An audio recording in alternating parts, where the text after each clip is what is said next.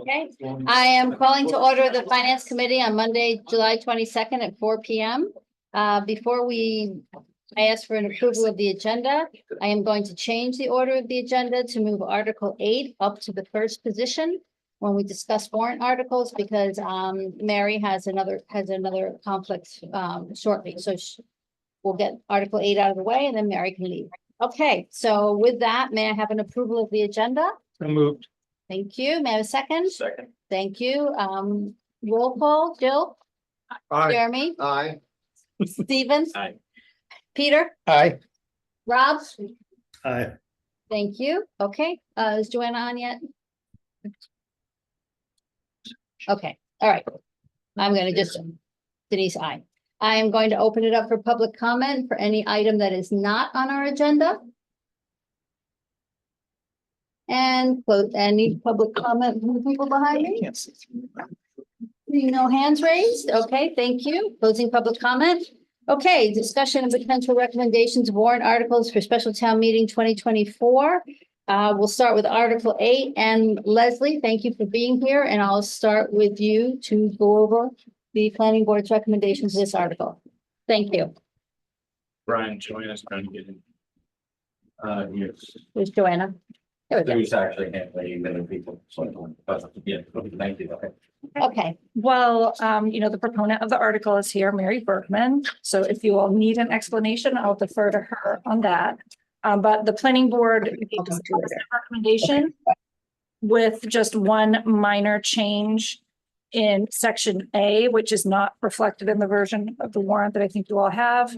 And it was just a technical change. It says no building or structure shall be used, erected, constructed, blah, blah, blah, without obtaining a certificate of appropriateness by the HDC. The HDC doesn't issue COAs for the use of a structure. So it's just taking up that one word. okay, thank And you. that's it. All right, and it was motion to adopt. Motion to adopt. Okay, thank you. Questions, comments from the finance committee, and Mary is here. And Mary, why don't you join us at the table, please? Thank you. Thank you for having me. Thanks for moving this. Of To the course. top of the agenda. Yeah, no, it's easier when the sponsor is here. I forgot the famous clock, by the way. Yes, yes, okay. Spent a lot of money on that, Steve. Okay, anyway, so any questions for Leslie, Dave, Iverson, or Mary? What could be easier than that? Give your work out ahead for you in the next articles. I appreciate that. Okay, Yeah. seeing no questions, is there a motion? Motion to adopt. Okay, so motion to, Second. Or agree with agree the with the planning board. planning board's recommendation. Okay, Second. thank you. Okay, roll call. Joanna? Aye. Thank you. Rob? Aye. Jeremy? Aye. Stephen? Joe? Aye. Peter? Aye. Jill? Denise, aye. That's unanimous. Mary, thank you for being here. Thank you. Pays to be first. Not always. Okay. All right, now we're back in order. Article 1, Select Board Zoning Bylaw Amendment regulating Nantucket vacation rentals. Madam Chair, can I ask a question? Of course. Are we talking about the one that is revised We're by the talk- planning board? Or Yeah. the original? We're talking about, yes, we're talking about the planning board's motion, which has some small revisions to the original article proposed by the select board, which is the compromise article worked out under Tom Dixon's leadership as part of the subcommittee from the select board. And we're going to need maps for all of this for the town meeting, so people can understand it. So, did that help, Joe? Yes. Okay, thank you. Okay, so Leslie, over to you. Okay, so Article 1, this is the so-called compromise article. And the planning board had a lot of discussion about this. They took a lot of public comment on it and ultimately gave it a positive recommendation with a few changes.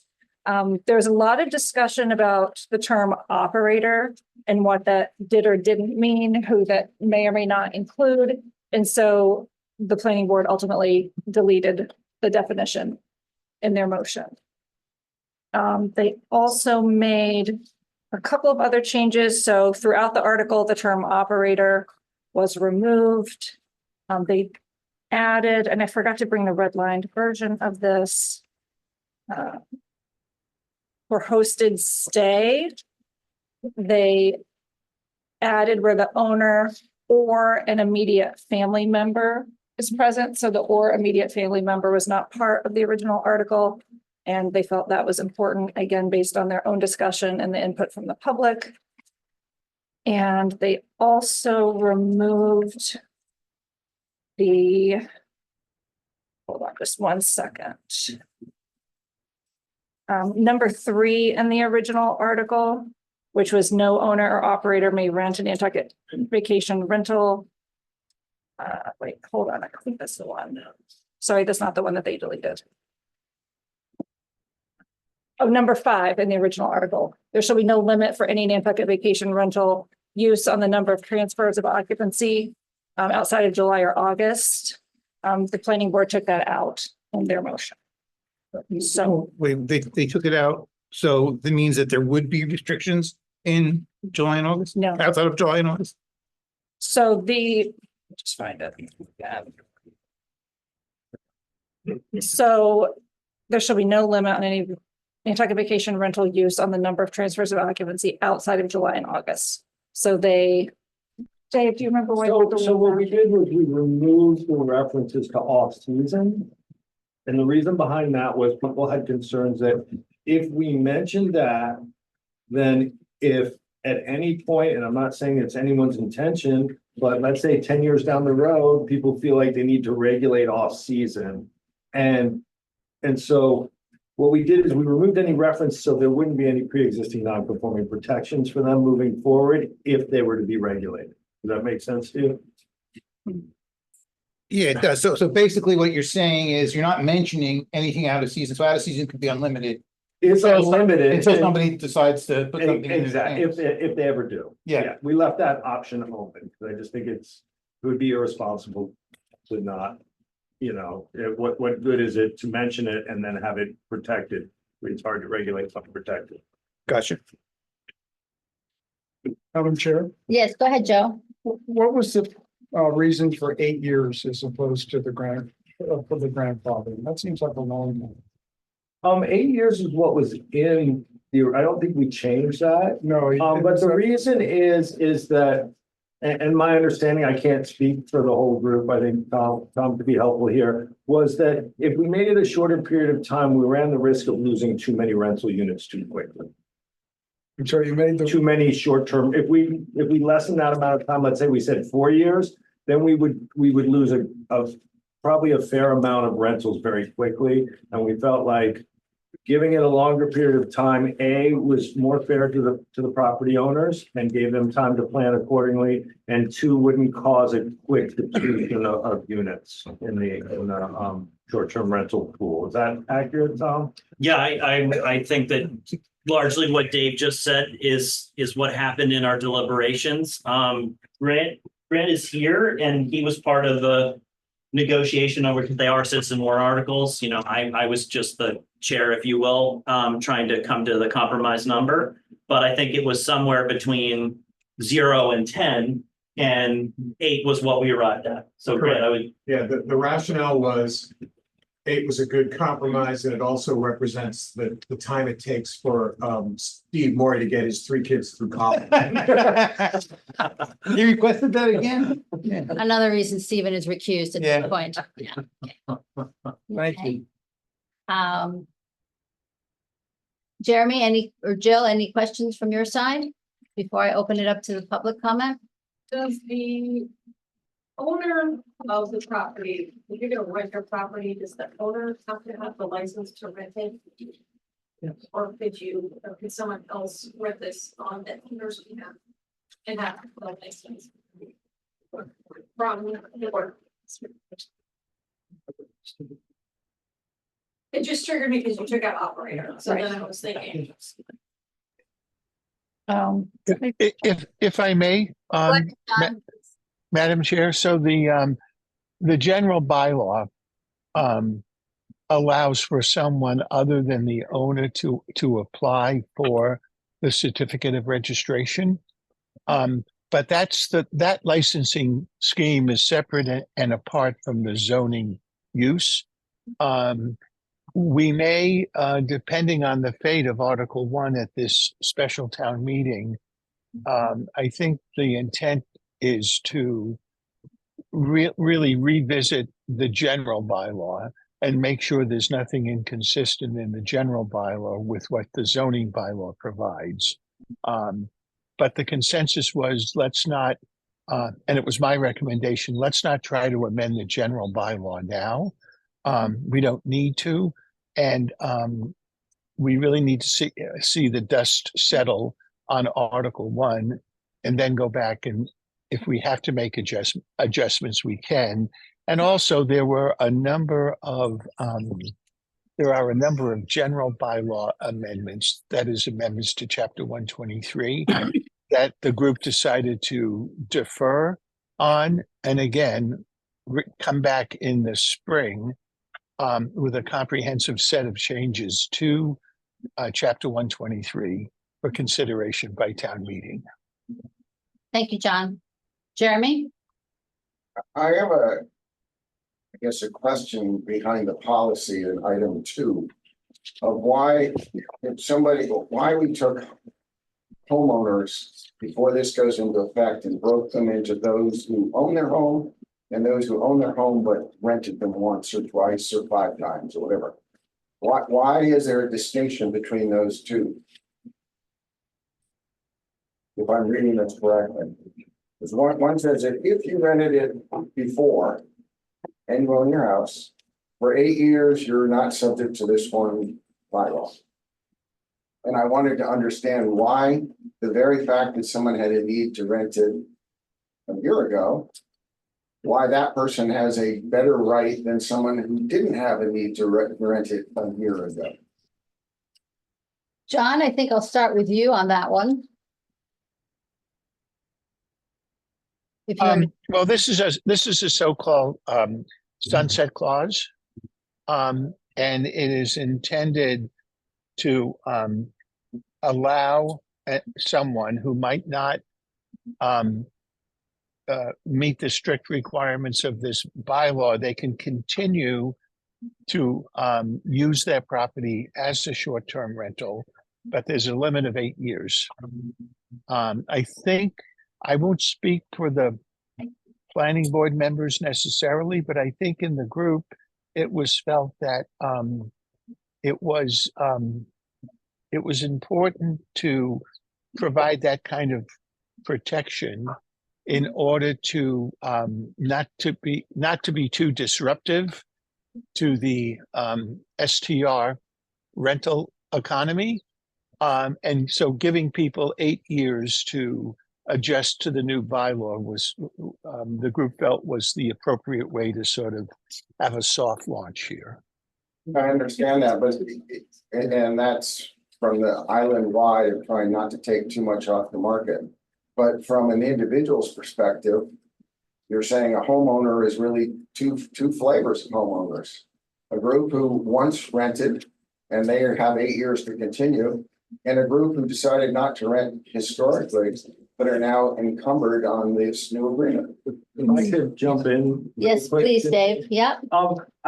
This is targeted specifically at people who own multiple STR, two or more. So it's not targeted at the average citizen. It's targeted at people that have multiple short-term rentals. So this says, if I've never rented before, anytime I can start renting and I would be grandfathered under the article. I mean, there's an argument that You do it before July 1st. Oh, see, that sucks. I mean, you can't do that. Yeah, I mean, That's a takings. Yeah, Hang right. hang on. You're Let's taking a let- response, yeah. Wait, Yep, I'm good, I'm good. wait. Through me to Dave. Go ahead. First, Peter, your question to Dave. Dave, please answer Peter. question again, please. So if I have never rented and I decide that I need to rent because I need to support my ill son, I can't do that. This is for multiple STR owners. This is targeted. at. Okay, But yes, that is number one that you're referring to, correct? no person or legal entity in Nantucket vacation rental use owner.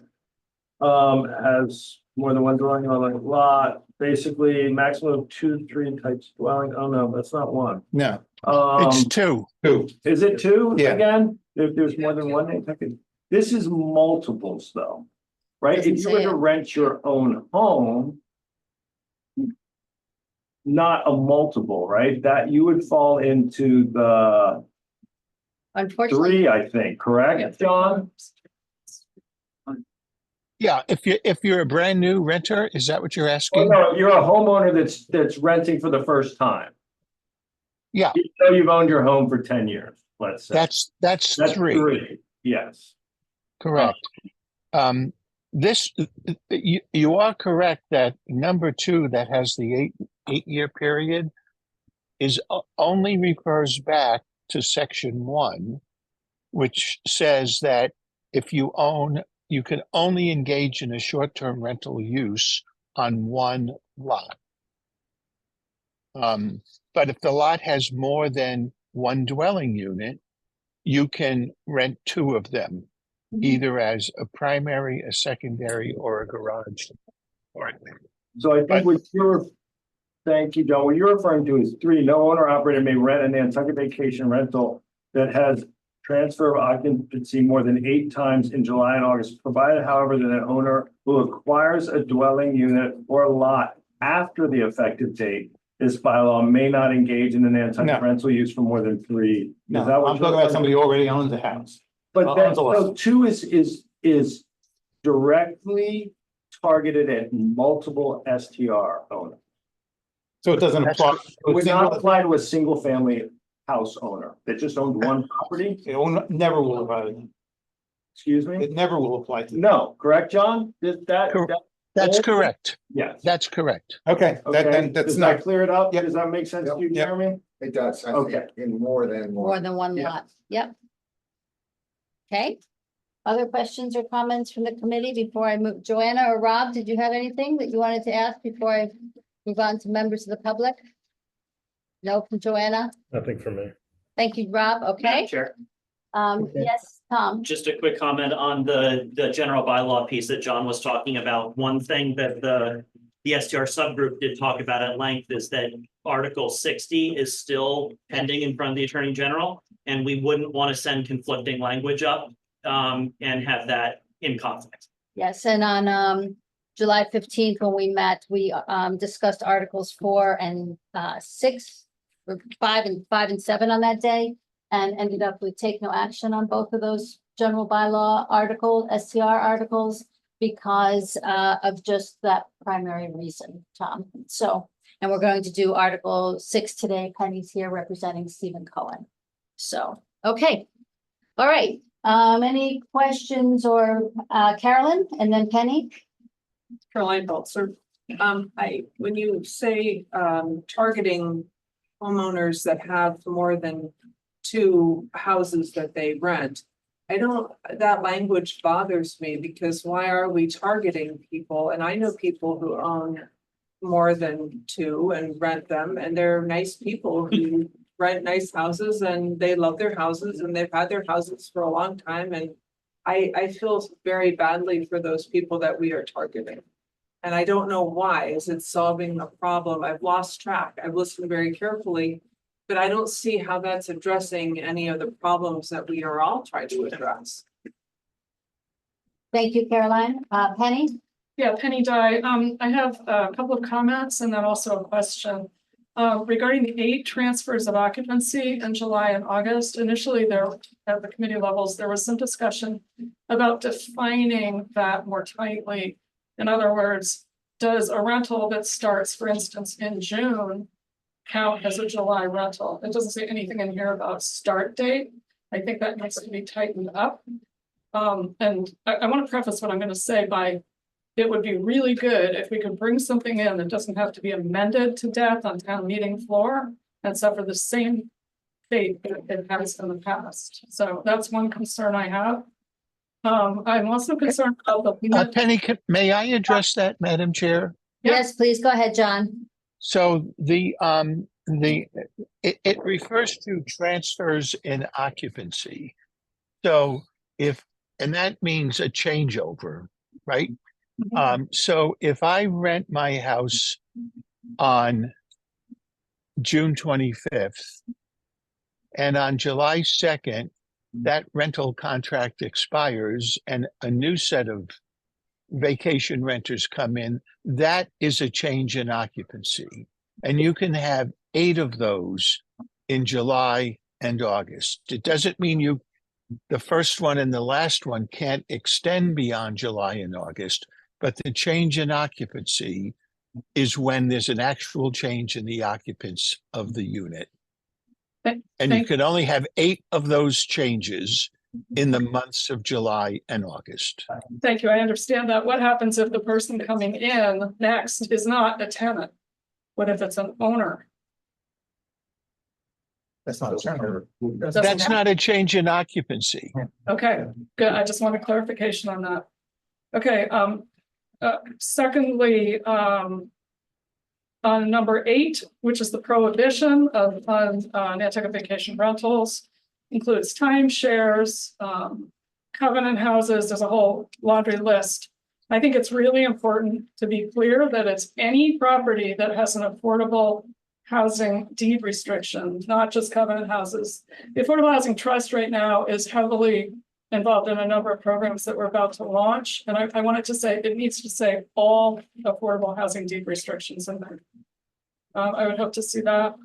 Lastly, I want to circle back a little bit to number 5, which had no limitation, the planning board took out, had no limitation on renting in the off season.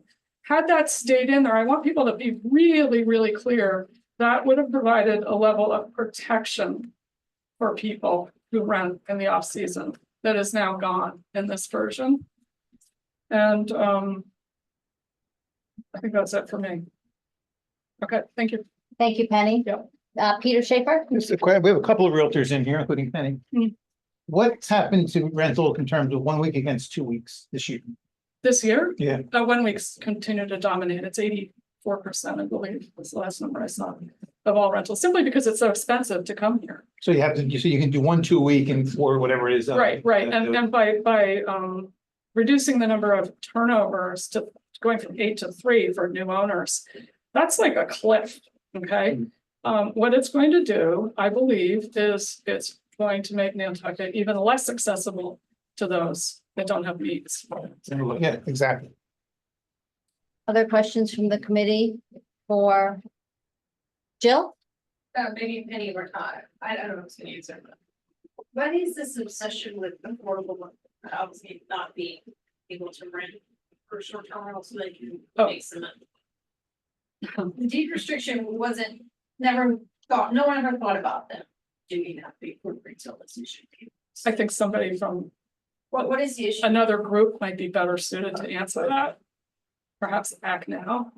Dave? Well, I mean, I think that part of the issue with these deed restrictions is taxpayers have paid money into it, right? And so I think that it chafes some people who think that the taxpayers have subsidized this housing unit and then someone's going to turn around and rent it. It doesn't stop someone from renting for the 2 weeks, right? You can still rent for that 2 weeks. You just can't have a rental business in an affordably restricted housing. So they can rent for 2 weeks. Everybody can on this island. No, I know, but they can't get a license from the Board of Health as an out. Can't separate them out. Say licensee. I'd like to elaborate, if I might, Madam Chair, on that. Okay. There have Go been a ahead, number of fairly blatant abuses with people in covenant houses, for instance, who are renting, creating secondary units and renting out basements, that type of thing. So the idea was to have it be determined. I know, but you all sold them the property. Like, you sold them the property. Yeah, but they have restrictions against renting. Yeah, I hear that. It's just, I don't know what. Yeah, Barbara, Virginia, please, go ahead. Hi. Thank you for taking the question.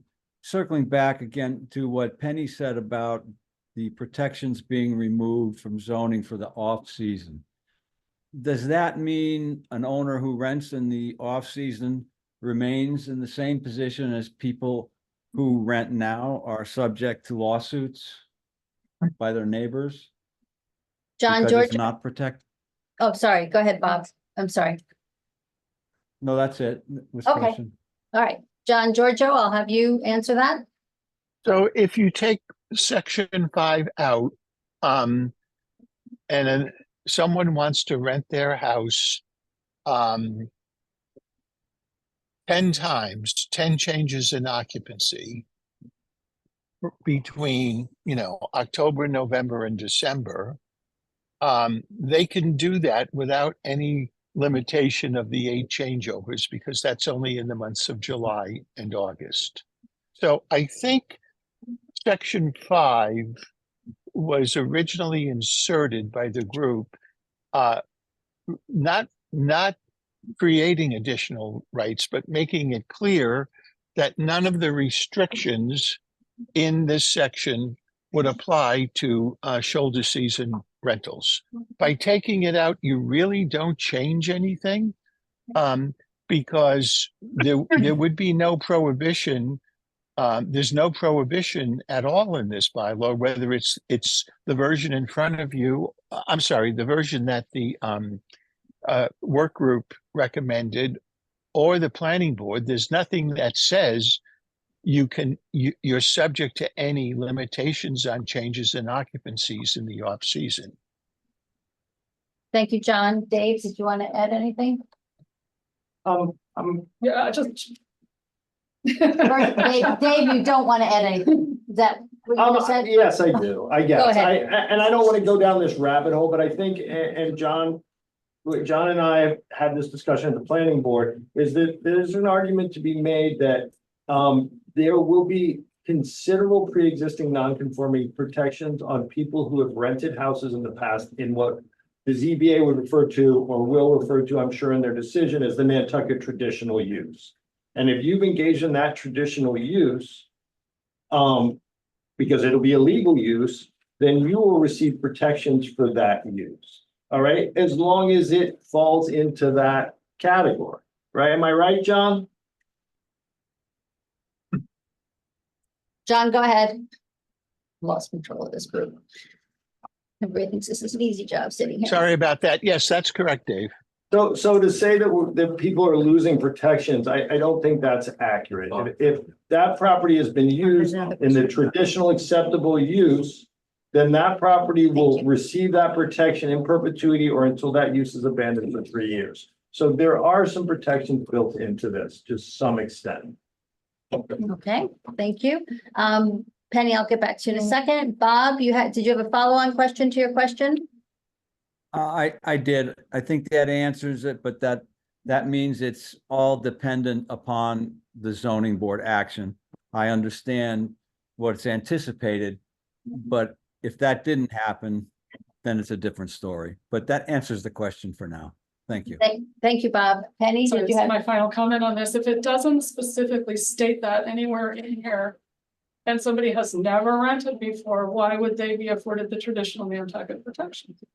If that property's never been rented before, no, they wouldn't. Okay, so Wait, exactly. Wait, okay. But I've never rented my house before. Well, if you've never rented your house before, you can still, it says right there on 5 or whatever it was 2 that you, or 3, I'm sorry, that as long as you own the house before this went into the effective date, Right.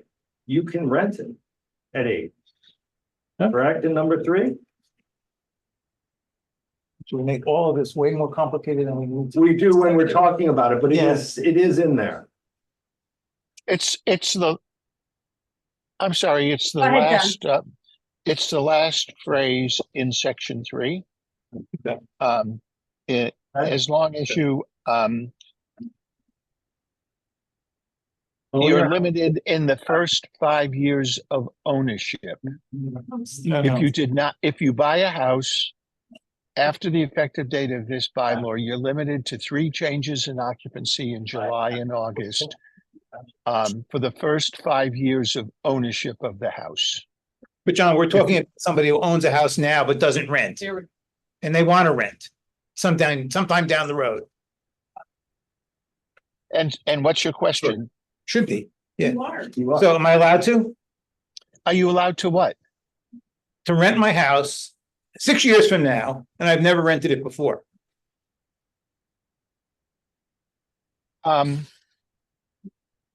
The question Give me is, the answer. yes, the answer is yes, you can rent your house. The question is, are you limited to the 8 years or the 8 changes in occupancy or the 3 years? It has to be the 8. Changes.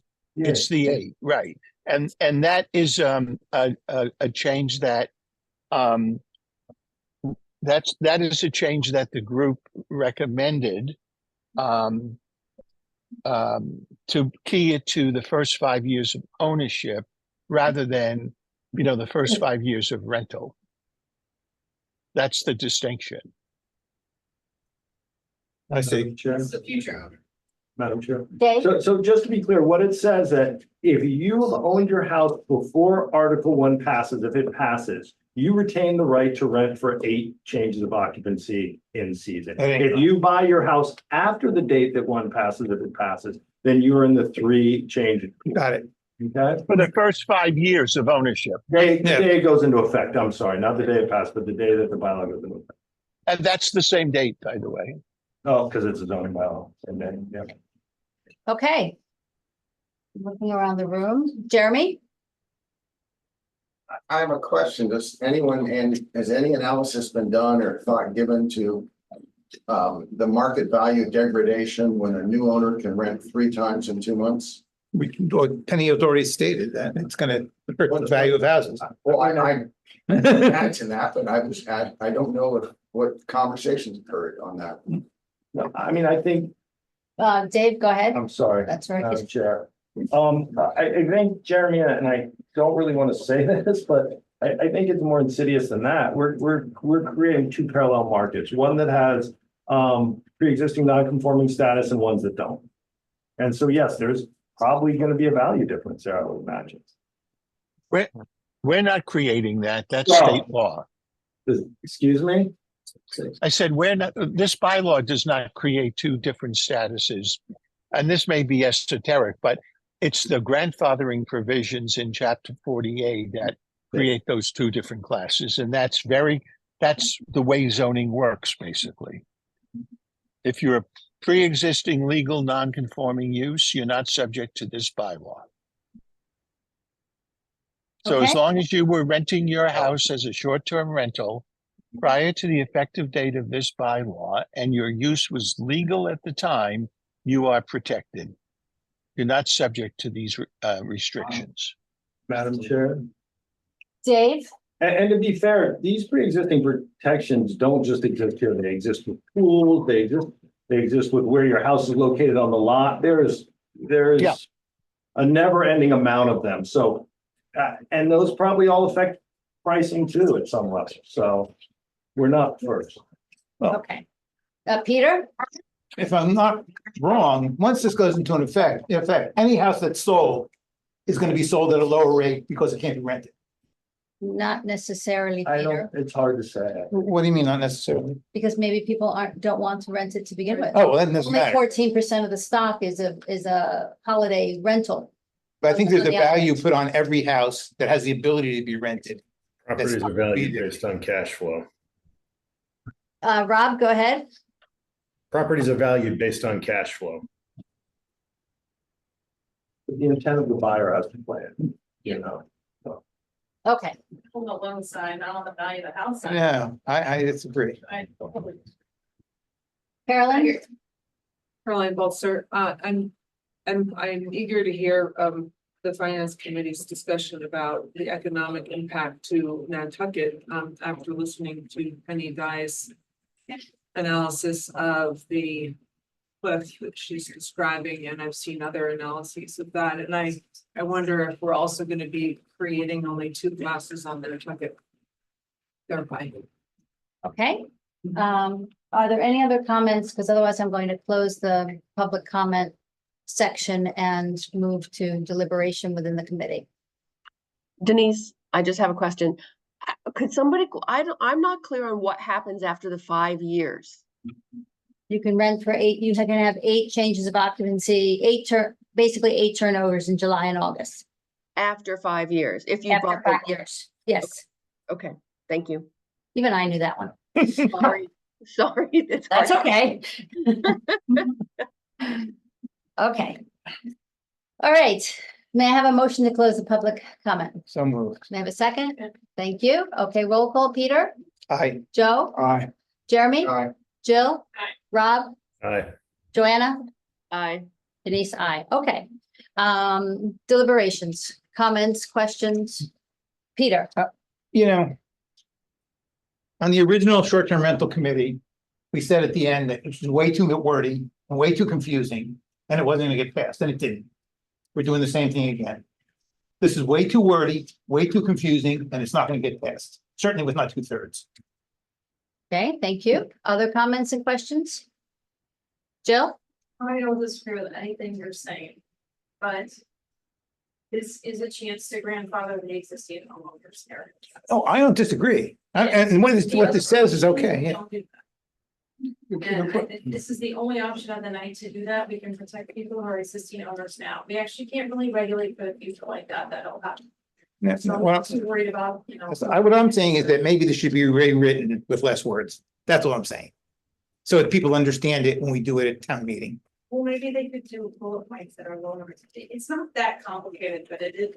Well, you know, I've been on the short-term rental committee. I'm studying this for 2 years and I don't understand it. No, but this one isn't so bad. It's just that I got worried last year, but we're kind of at a next level of explanation now. I think people might accept this when it gets well down to them. A lot of this doesn't apply to most people. This is not my favorite article. I am not dying to vote for this. I don't want to vote for the last one. But I know the group worked hard. They got in a lot of input from the public. It does grandfather people. I really don't like the 1 license per person, but I just heard you say that you don't have to be the owner to rent the house. So there, you know, like all this stuff, there are workarounds. I don't like that either, but that's what's here. So I'm gonna vote for this begrudgingly, but I am gonna vote for it. I do think people need an option, and they definitely need an option that is far superior than the other things on the table. Thank you, Jill. Joe, and then I'll go to Joanna. Joe, you had your hand raised? No, I You didn't. unraised it? Okay. Good. Joanna? Rob has his hand up too. I think he was before me. Okay, Rob? Go ahead, Joanne. There you go. There you go. I was just trying to be polite. I Tip think the tail this is- I do think this is incredibly confusing. I mean, I think, and I listen to people who on this call have been talking about this issue for years. And the level of questions and comments that we have in order to understand it is so many that it gives me pause to think that anyone at town meeting is going to understand this. It's the same problem that we've been dealing with again and again and again. I think it's too complicated.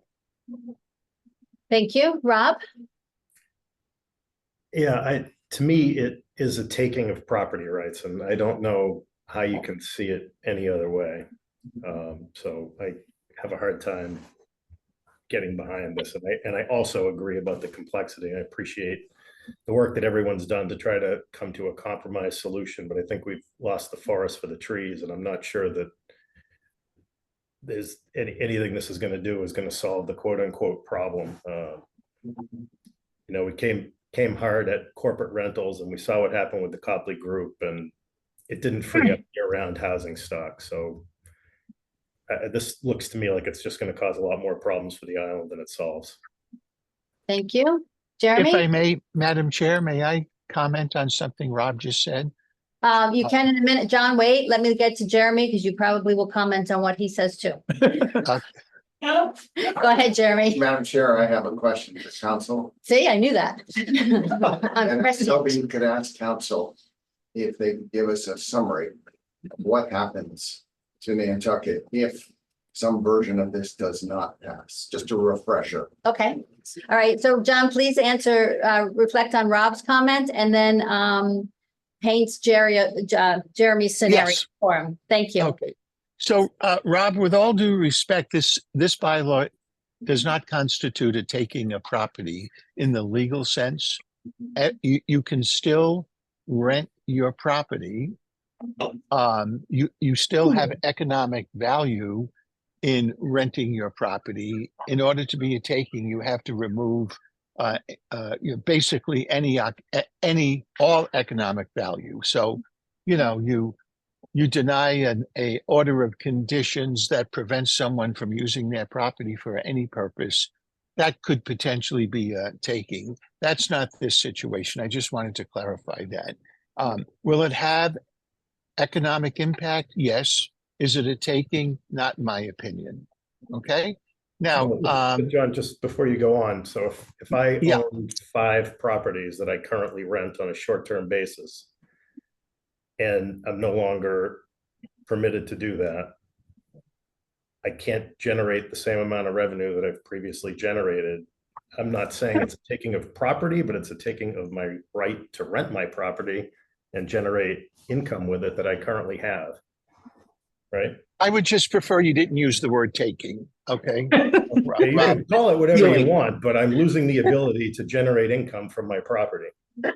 Understood. Many people may rely on. There may be people out there who are relying on income from multiple properties to live that are going to lose that income. That's a fair statement. I have no issue with that statement. It's a policy question, though. It's not a legal taking. That's the only point I wanted to make. Thanks. So John, to Jeremy's question of if nothing passes at the special town meeting, what is the implications for Nantucket? What are the implications? Let's use now verb agreement. From your perspective. I have to apologize. I've got some aircraft overhead, but so if nothing if this article or none of the other articles, zoning now is what I'm concentrating on, do not pass at the September 17th special town meeting, you've basically not made any progress on coming up with a solution to deal with this at the local level. Okay. We all know that the Zoning Board of Appeals found in the 2 cases, or apparently is poised to sign a decision in both the Ward and the Quirk case that found under those particular facts, the short-term rental use of that property was an accessory use, a lawful accessory use based upon your current definition of accessory use in the bylaw. I think it's a fair assumption to make that if that is ultimately what the ZBA decides, there will be an appeal. It will go back to Judge Vey, and Judge Vey will have to make a determination whether the zoning board decision is, basically reasonable under both the Zoning Act and your bylaw.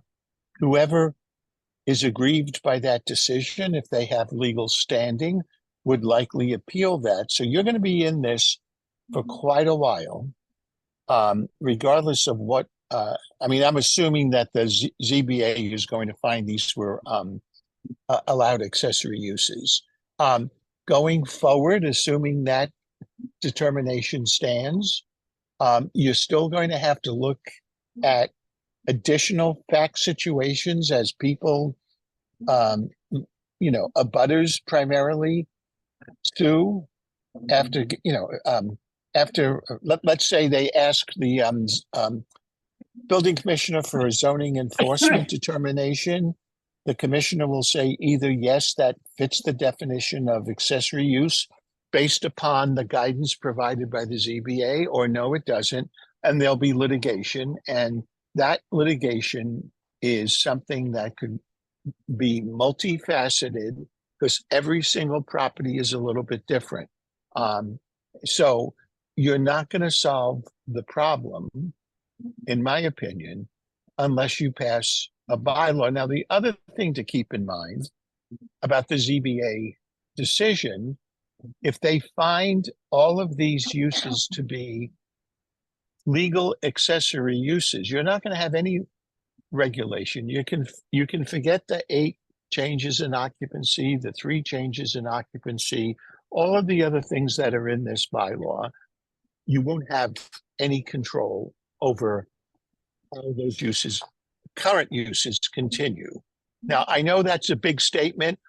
Every case is different, but I've said from day one, the way to solve this problem is to enact a zoning bylaw. And there's, you know, if you go all the way back to last November, the STR work group came up with a solution that basically said you're an allowed use as long as you comply with the restrictions contained in Chapter 123. That didn't fly. No. And I'm not sure why that didn't fly, because you can put almost everything into a general bylaw. It only takes a majority vote to amend it. It does take a town meeting vote. But if you're not in compliance with Chapter 123, you can't short-term rent your property. That's essentially, and I forgot the article number last November, but I think it was Article 1 actually. That's what that would have done. Mr. Cohen's petitioned Article 59 at this annual town meeting was pretty much the same, but that didn't fly. So John, this, could I yeah. just stop you for a second, because I get so confused following all this. Yeah. I have a sequence question for you. Yes. If this does not pass, we can wait for the legal process around accessory use in a residential zone to play itself out. And we have no control over it. We have limited control over that. That plays itself out. If we were to wait until that thing played itself all the way out, do we at that point in time have the ability to do any local tinkering with it? I guess the question is, why not just wait until this thing gets all the way to the end? And Joe, you have a question that, John, yeah, I know, but I'm gonna like your question. I'm going to tag them just in case. Go ahead, Joe. Okay, I think we've lost sight of why we spent 4 years trying to solve this problem. Okay, I'll come back to you then, because I just want to let John answer. I Okay, didn't but know. the have a other question for John? question, the answer to his is, one of my rules as a banker was never, ever put you in a position, yourself in a position where a judge is going to make the decision.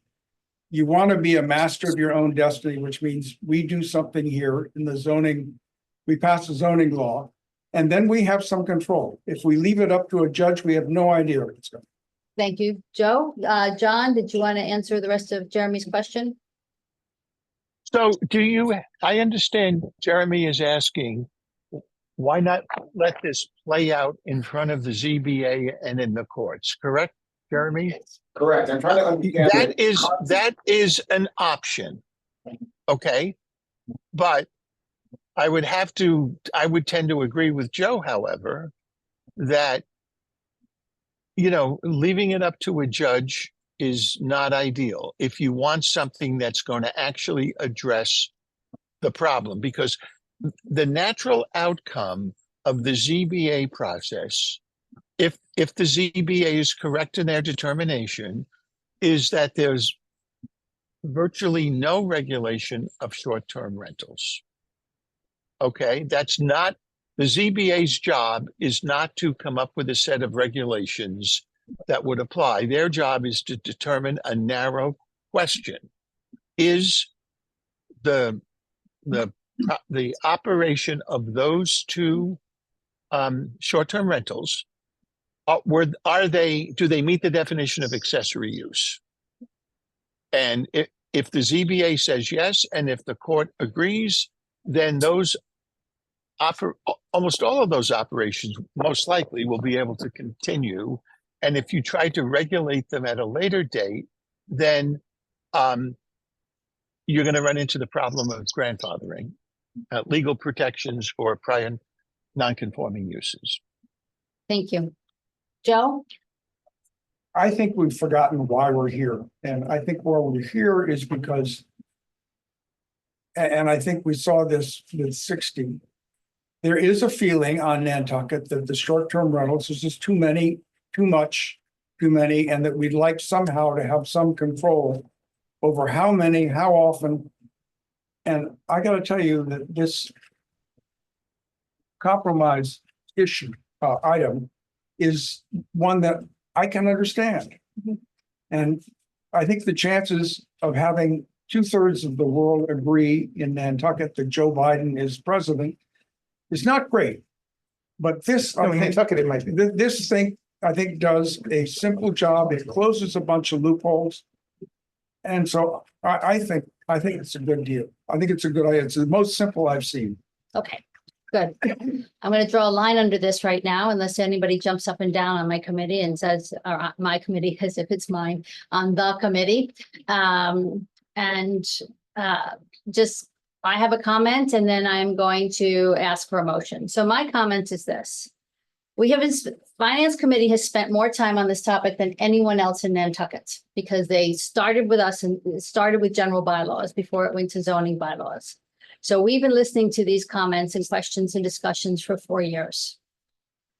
All articles written, I don't understand. I can use the cliff notes on all of them. It means this, it means this, it means this. So whilst everything is complicated verbally or written, it's because it has to be for legal reasons. And it would be quite easy for someone to just say, here's the points. You own, you can rent. If you own and rent now, you can change it 8 times during July and August. You buy new, you've got 5 years of only 3 changes. Hopefully you'll have multi-week rentals. So then that way the 3 changes cover you for 10 weeks. Boom.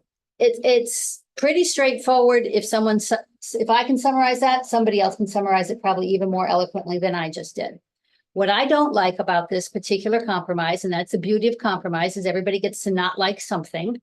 I don't like that we as a community feel that we can regulate someone's financial future. So I may not like the stock market and want to have 3 rental houses instead. And now you're telling me I can't. And while 8 years seems like a long time, it's not if a house doesn't sell. And so I think it's not appropriate for us as a community to tell other members of the community how to treat their financial future.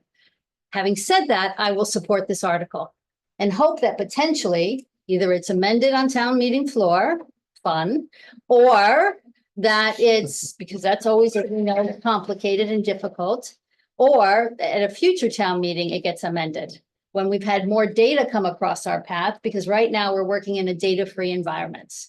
Of the close to 2,500 rentals that are registered, only according to the data from Matt's group, Matt H's group, 540 are multiple owners, but only 100 of those are 4 or more. So we're saying to 25 people, your financial future is not going to be what it was. So we are really over-regulating, in my opinion, 25 people. Anyway, it is where it is. And so therefore I will support this. I think it's important that we support all the efforts that the community has put into getting us to here. Is it perfect? Absolutely not. Is it something that at least shows that we're intending to move along the right path? I believe so. And so that's my, comments to add to everyone else's very valuable input. And so, Peter, are you going to make a motion? Well, I was gonna have a question about the motion. Don't we have to wait till the rest of them are presented before we can make a motion? We make a motion on this to accept. Yes? The rest of them, we don't have to hear, correct? The other, No, we still do. Every article has to have because the planning board made a motion on every other article, so we have to, but I do not think we'll spend anywhere near as much time on the other ones. Okay. Peter, would be my observation. So, anyway, I don't want to make. Joe? I move to adopt. May I have okay, thank you. Any further discussion on that? It's a motion to support yes, but we can't get there on our own. We have to, Just make sure clear for the benefit. Yes, it's a motion to support the planning board motion. Okay, so that's the motion. Any further discussion on the motion? Okay, seeing none. Jill? I better take a roll call on this one. Hold on a second. I don't know that we're going to be unanimous on this. Well, and I don't want to later have to remember what the count was. Jeremy? I'll come back to you. Joe? Aye. Peter, No. okay, Joanna. You're muted, Joanna.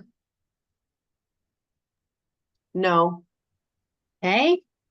Rob, No. okay, Jeremy, No. okay, I guess it just doesn't really matter. Denise is aye. All right. The finance committee does not support the planning board motion on Article 1. As it is. Okay, on to the next article. Hold on a second. Let me get back to my agenda. And it is Article 2. Thank you very much. Leslie, over to you. Right, the planning board actually had a lot of discussion about Article 2 following their discussion about Article 1. Okay, But they ultimately made a motion not to adopt. okay. Not to adopt or take no action? Excuse me, take no action. Okay, that's what I had in my notes, take no action. Before I go to there, Dave, did you want to add anything? No. Okay. Charity, did you want to say anything? I'm listening. Okay. Thank you, Charity. All right, Peter? Yeah, I got a question for Charity. Which I don't know who Charity is. Oh, She's right there. Charity. I'm sure you do. Charity, I'm a little confused about why the accessory use people, which was act now before, and now you have a new group called the people neighborhoods or something. Why you can never come to an agreement with a compromise? They couldn't when we had the original short-term rental group, and they didn't when they had this short-term rental group. Why can't, there's no compromise as far as you're concerned in terms of accessory use? No. Okay, so you're just saying it's my way or No, the highway? we are concerned about residential neighborhoods. We are opposed to putting a Y in the use chart for all residential zones. Okay, so you can't compromise then. Okay, just wanted to get that across. Thank you, Peter. Other questions? Jill? I was gonna ask you, I've heard a lot of your concerns. You're asking Charity? Yeah. Oh, okay, no, I just wanted to make sure who you were asking, not Peter. Okay. I have concern. You've heard a lot of your concerns and your anecdotes and your troubles. Do you ever like it here on Nantucket? I've lived here for 30 years. But I mean, do you And I like have it 5 from years. September to June? Do you like it October, November? Like, I'm here all year. I understand you're here all year. Do you like it here? Yes. Do you like it I most liked of the it more time? 30 years ago. But do you like? I wasn't here 30 years ago. It does sound like it was nice. Do you like it? It used to be nicer. But how many days of the year do you like? I beg your pardon? How many days of the year do you like it? What months do you like it? I love it all the time. So you like it in July and August? Not particularly. I get powdered milk and stay at home. Well, I'm asking because you were working with the group with Grant and Dave and Tom, and it sounded like you were willing to just focus on short-term rental regulation in July and August. So I was just curious, did you like it from September to June? I love it. Because there are no people here. We go from 70,000-80,000 people down to That's 11,000 not- to that's not- 15,000. I that's don't not like being verified. stuck in traffic. I arrange my errands by always turning right. I mean, it has, as somebody wrote in the Wall Street Journal this last week, it's out of control on Nantucket. But do you think that in a place as beautiful as this and as desirable as this, that you're entitled to have the same way of living all 12 months of the year? Yes, I do. It's a seasonal community. I think that people in their neighborhoods are entitled to a quality of life that's been lost. And you haven't lived here for 30 years, so you don't know the difference. Yeah, but I don't know of anybody that lives in the past, Charity. I mean, we all have to regulate for the future and for today. I don't know how to recreate the past. I mean, if I could, I'd love to be. If there is one lament on this island, it's the loss of community, it's the loss of year-round housing to short-term rentals. Which has also not been verified, so I can't. So the US Census Department verified it, but, you know, these short-term rentals have become like a cancer that's metastasized on this island. We don't know where it's going. We have 12-bedroom houses that are being built in Mid-Island. And people don't even know. We raised one the other night, and I don't think Mr. Iverson even knew what was going on. So these are the things that are going on outside regulations. And the problem, this was all spawned by the lack of enforcement. If there had been enforcement and a message had been sent to people that, you know, you have to maintain a certain decorum when you're here, that you can't. Well, you know, that's the way it used to be, and a lot of people voted against Article 59 because of that. Okay, thank you. Any other questions from the committee? Peter? Yeah, there's one last question about financially. Do you think that if your article went through, that would economically hurt the Asylum? Yeah. You know, you think the cleaners can stay open, the toll gates could stay open without having turnarounds? I absolutely think Asylum would not be affected because it has not been affected in the past. We had a hard time with financial crisis. Once I got an email from somebody's, my stone guy saying, so-and-so looking for work. But I have never known anybody on this island who couldn't find a job. Thank you. One last question, Charity. When you talk about enforcement, what are you specifically talking about? What, enforcing what? Well, enforcing the use of the property as an extended use. But In that's- other words, when you have people who own a house and they're here, they become part of the neighborhood, they're part of the community. And they can be very, very good. But the problem we have is the introduction of investor only ownership. And everything is contracted out and the owners don't seem to have any need to come here. If we had people who were living here, they came, our article, you'll see, asked for 32-day residential use. They come, if they're here for 32 days, they're spending money here. They're going to Marine, they're going to Stop and Shop, they're going out to eat. Investors are not. Okay, thank you. Peter? Can I make a motion? Yes, you may make a motion. I make a motion. Hold on a second. I just want to make sure. Are there any other comments from the public? Grant? Because we have to close the public hearing first before a motion. Grant? I would just like to, and I don't do this lightly, I would like to admonish members of this board for attacking Charity. I don't agree with what Charity's doing. I don't agree with things that she's saying, but there's no need to make it personal. Talk about the issues. Don't make it personal. It's just not called for. I'm sorry. Thank you, Grant. Okay. Just remember, I'm only the messenger. Madam Chair, Bob and Virginia have their hand raised. Okay. So if you, Yeah. respond. Yeah, no, yes, Jill, you can, so here's what, I'm going to channel my inner Brooke Moore, because that's seems to be the person to channel these days. And Grant, I will observe that.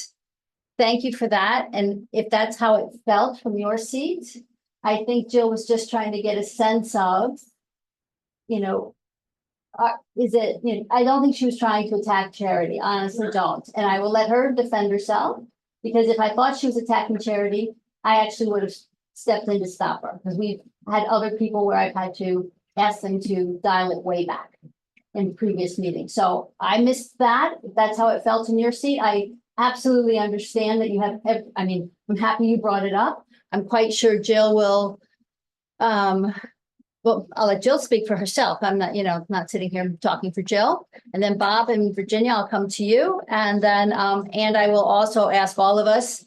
It has been a long discussion over many years. And it's just, people are frustrated because people want to do the right thing and get to an answer. So it's, frustrations can sometimes use ineffective words. Jill. No, I was not attacking her at all. I wanted to know what you liked about it because, you know, you're presenting an article where you're mostly only going to bring up the complaints. I understand that.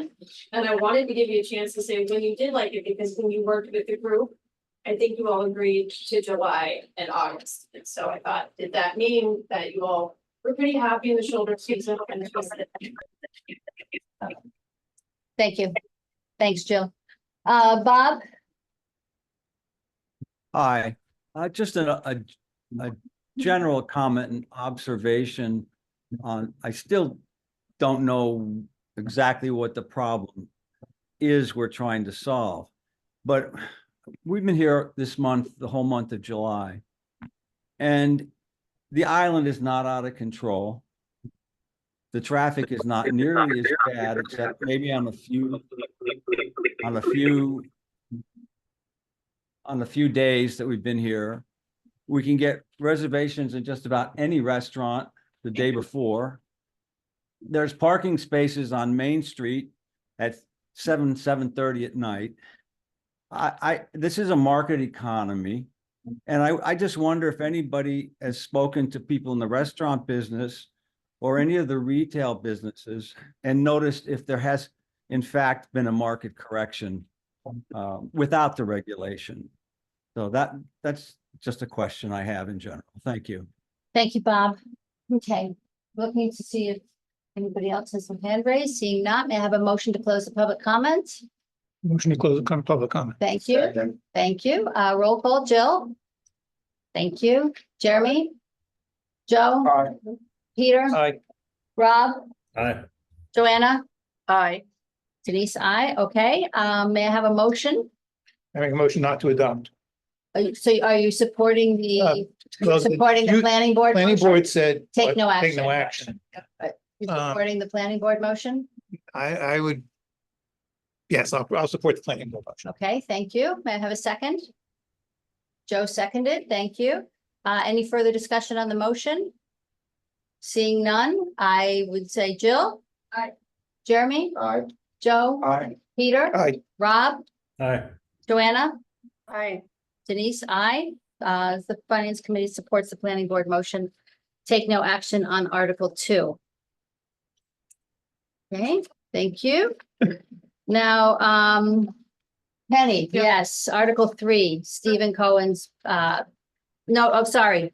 You have to leave, so I'm gonna bump up Article 9 up, or no, Article, Wait. 3 is what I'm here for. Three. The third item, no, it actually should have been 6. 6, right? It's Article 6 because it's the general bylaw for, it's the general bylaw.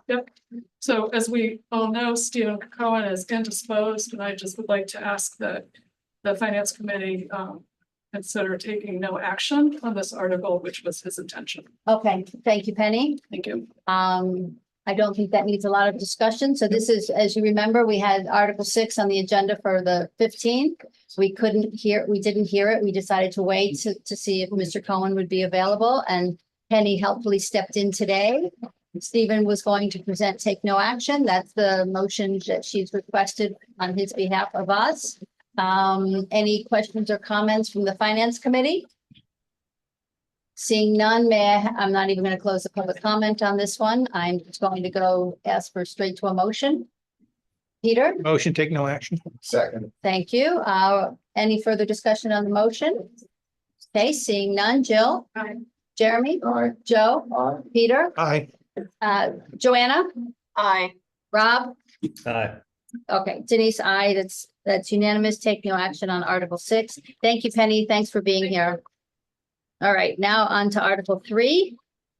Leslie, back to you. Okay, Article 3, it was indicated to the planning board that the article proponents no longer wanted to move forward with this article. The planning board did not discuss it. There was no public comment, and the motion was to take no action. Okay. With those comments, is there any further questions or comments from the Finance Committee? Jeremy? Quick, to continue with the no action, should we do take no action, or should we turn it down? We would say the Finance Committee supports the planning board motion of take no action. That's the actual motion, which I just said out loud somebody could make. As Denise said, you can. Okay, Thank you for the clarification. there you go. So anyone want to make the motion I just made? Motion to take no action. Second. Yeah, I know what he means. Yeah. So, okay, second. All right. Any Support the further planning board. discussions on that? Okay, seeing none, I'm going to go straight to a vote. I'm not going to close public comment on that one. Don't think there's any need. So Jill, Aye. Jeremy, Aye. Joe, Aye. Peter, Aye. Joanna. Aye. Thank you. Rob, All right. Denise, I, okay. The Finance Committee supports the planning board's take no action motion on Article 3. Article 4, Grant Sanders zoning bylaw amendment regulating short-term rental use. Leslie, over to you again, please. Same thing as with Article 3, the article proponents indicated to the board they no longer wanted to move forward. And the planning board had no discussion, no public comment, and made a motion to take no action.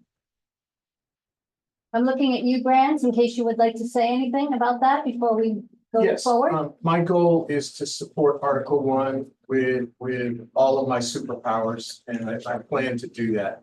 The research that I've done indicates that there's a very, very narrow path to a compromise at special town meeting, and I'm gonna pursue that. So I hope that you support the planning board's motion to take no action, but with the understanding that I probably will call my article in case everything goes to hell and we need to do a Hail Mary at the very end on the zoning bylaws. So if I can provide a stripped down version of my article that can pass muster at special town meeting, I'm going to try to do that. But if Article 1 or Charity's article is successful, then I will withdraw my call. Thank you. Thank you, Grant. Okay, with that, is there further discussion from the members of the Finance Committee? Okay, seeing none, I'm not going to even close the public comments again unless anyone else has anything. Seeing no hands raised, okay, not closing the public comments on this one, so may I have a motion? And the motion would be, I support the planning board's motion of take no, the Finance Committee supports the planning board's motion of take no action. Anyone like to say so moved? So Like to moved. say, thank you. Thank you. Jill. Aye. Jeremy. Aye. Joe. Aye. Peter. Aye. Joanna. Aye. Rob. Aye. Denise, I. It's unanimous. Thank you. Okay, we've already done Article 8. Article 9, Leslie, Stephen Cohen, zoning bylaw amendment, apartment community. Article 9 did have some planning board discussion and they made a motion to take no action. I think ultimately the board decided that although housing is important and the creation of new housing units are important, that this was just too much. Okay. Dave, did you want to add anything? No adding from Dave? Okay, great.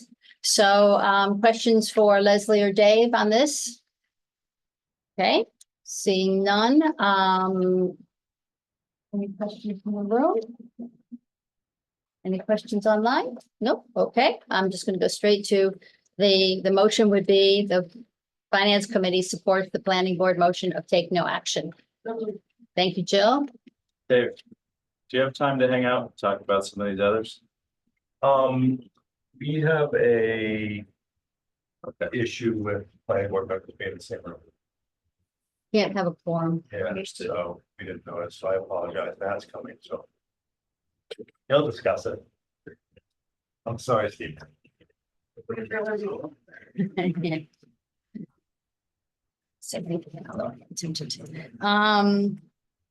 I have lost my train of thoughts. So you, Second on the motion. and now, For the thing. thank you, Jill. Now I'm going for a vote. Okay.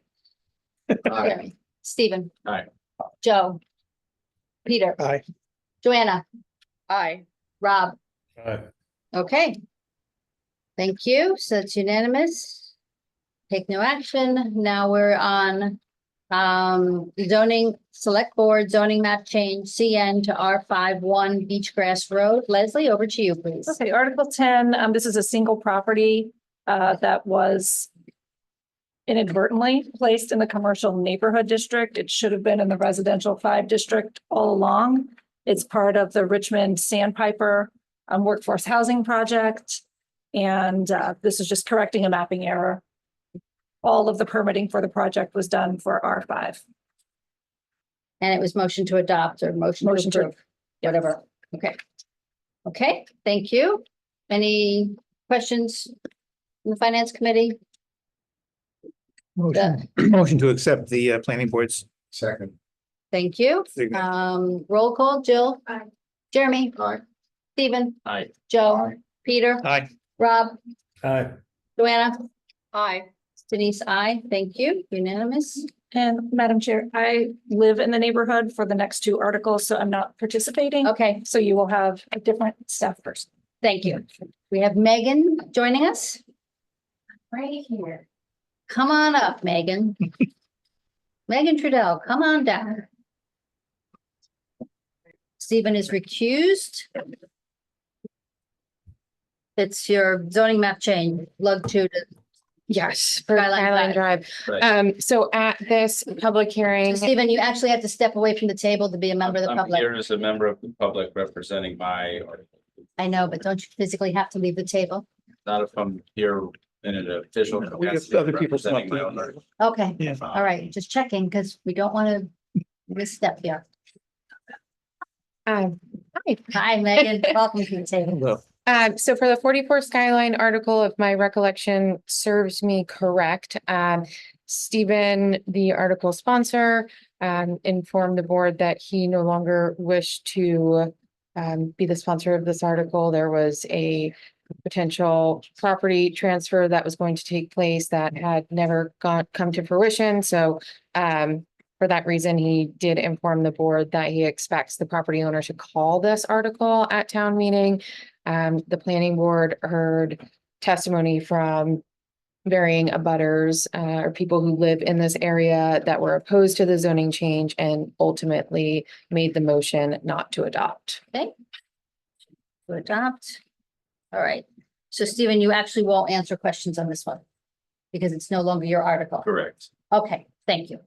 All right, is there anyone in the room that wants to speak to the planning board's recommendation of motion not to adopt? Art, hi Art. Hey, Madam Chair, thank you, Alpha Gasparo. I won't belabor the points and so against one's in favor, but it's that proposal is for to change the lot size from 80,000 square feet to 5,000 square foot limit zoning. So I think it's very important for the board to understand the magnitude of such a change, and I would hope the finance committee would follow the planning board's motion not to adopt. Thank you. Thank you, Art. Anyone online? Any questions from the finance committee in respect of this article? Seeing none, I'm going to I'm just going to go straight to a motion, which would be the finance committee supports the planning board's motion of motion not to adopt. So moved. Thank you, Jeremy. Can I have a second, someone? Second. Okay, thank you. All right, any further discussion on the motion? Seeing none, Jill? Aye. Jeremy? Aye. Joe? Aye. Peter? Aye. Rob? Aye. Joanna? Aye. Thank you. Denise, I, it's unanimous. Okay. Megan, the next one, zoning map change, lug 2 to R5, Woodland Drive, and R20 to R5. So 13 and 13A is an abutting parcels to 44 Skyline. The planning board, again, for this one, heard testimony from a lot of the abutting or area residents to Woodland Drive. Ultimately, they felt that the change would be too dense and they moved not to adopt. Okay. Not to adopt. Okay, Stephen? Thank you. And I'm not gonna drag this out. I appreciate the opportunity at the last meeting to present fully the rationale to bring this forward. And I'm just gonna touch on a few of those points for people who didn't see that meeting and might watch this recording in the future. So I am the owner of the properties, 2 properties at 13 and 13A Woodland Drive. This property is something that I've been pursuing for over 2 years. It's a property that was included in the last update to the town's housing production plan as a site that should be it was identified as a site that might be suitable for affordable housing. The property right now is about half in the R20 zoning district and about half in the LUG2 zoning district. It abuts CTEC, which is, what is CTEC? It's commercial and industrial. It's Cape Cod Express and it's Coca-Cola. And it also abuts CN, community neighborhood, and that's where Richmond has just completed or is completing now the last of their apartment complex. It also abuts LUG2, so it's in sort of a very mixed up neighborhood. It abuts LUG2 on one side, and then it abuts R20. So it's all of these things. And what else is it? It's a junkyard right now. So whatever it ends up being is going to be a benefit to the immediate neighborhood and to the community. And I'm happy to be moving forward with the cleanup. We're working closely with the health department and the fire department and others to clean that up. So months from now, a couple months from now, it'll be all clean and then it'll be something. And what it will be is up to the community. And what I'm asking is that the finance committee consider this article as a housing article. It does require a zoning change. As you go through the process of requesting addition to the sewer district, you have to fill out a checklist. And it asks you, is the property affordable as it pertains to 40B or 40R? I wasn't familiar with 40R. I watched pretty closely meetings like this. I'm involved in housing initiatives and the like. I didn't know what 40R was, so I looked it up. 40R is a smart zoning overlay district where you can sort of fast track a 40B. It says, this is a way that a developer doesn't have to go to state approval, but you have to supply the same amount of affordability for housing. And Nantucket did something like that recently, just a few years back when Richmond was talking about a 40B for its project, which immediately abuts this project. We didn't want to go through 40B. We wanted the local control. So we created a couple of things. We created the workforce homeownership community and we created the workforce rental community. One of those, the rental community can exist in the CN district, and then the workforce homeownership community exists only in R5. Should it be expanded maybe to some other zone?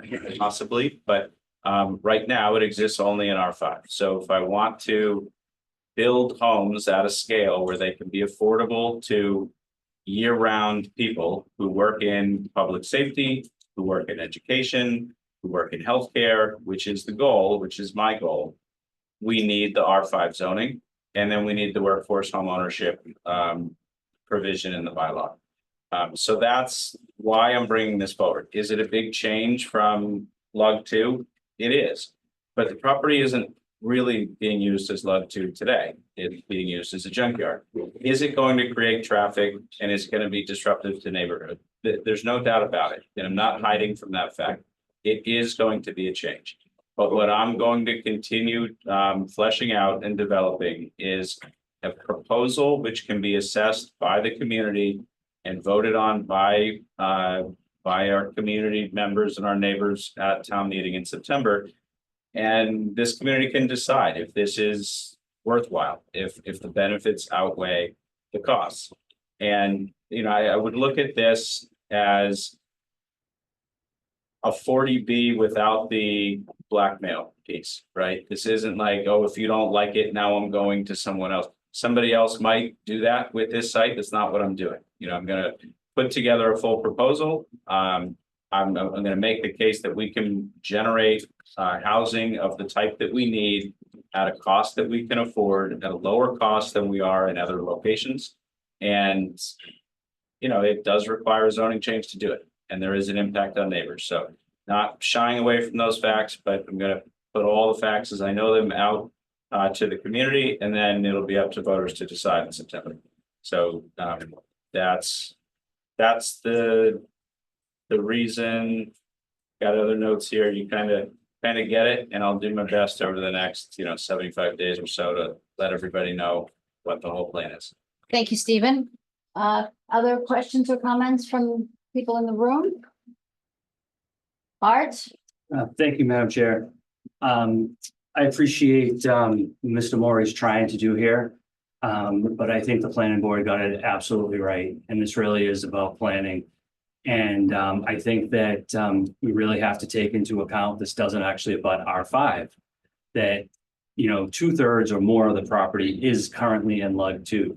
It's very unfortunate that it's been allowed to be used as a junkyard and is not compliant with zoning bylaws or the enforcement attempts of the town. But that doesn't justify support from this committee to then therefore change the zoning in such a radical way that in this district, you're gonna end up with I believe the proposal was for potentially, you know, 40 houses in an area that you know, couldn't support that. I think you have to consider infrastructure strain, you know, everything that goes along with that.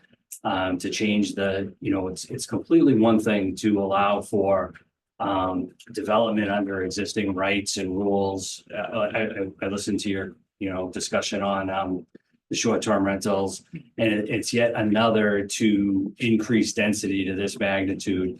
And I think there's quality of life issues, higher density, more buildings, reduced green spaces, you know, making the neighborhoods less desirable.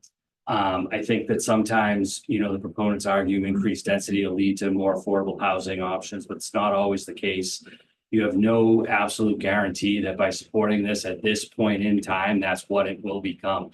I'm not, you know, saying that's not at all what Mr. Moore is committed to, but those protections aren't in place right now. And for the information that's before the finance committee of the town of Nantucket to support this, as is for this article, anything could then happen. And I think that, you know, there really would need to be more community input and engagement in a long-term planning process to actually have the planning board support the article, to then give the, whatever was going to be proposed, put those protections in place prior to support of the finance committee. So thank you for your time. Thank you, Art. I'm sure. Yep. Matt, go ahead. Thank you very much. Yeah, I just really want to echo what Art said earlier. You know, I think he really hit the nail on the head there. I commend Stephen for what he's done. Reading over, you know, his proposal and the affordability aspect, I think is one of the best I've seen it. I think it's a great thing for the town. I just don't think this area and this place is the right place for it. You know, it's essentially kind of stripping a neighborhood down and throwing an apartment complex right in the middle of it. And it's, you know, it'd be no different than taking Mizzen Mass and throwing an 80-unit apartment complex right in the middle of that. And so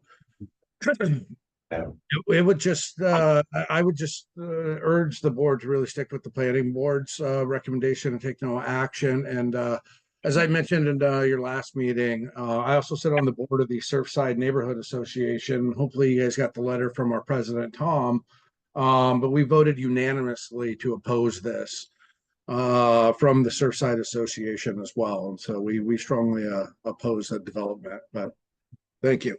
Thank you, Matt. Questions from the committee for Stephen?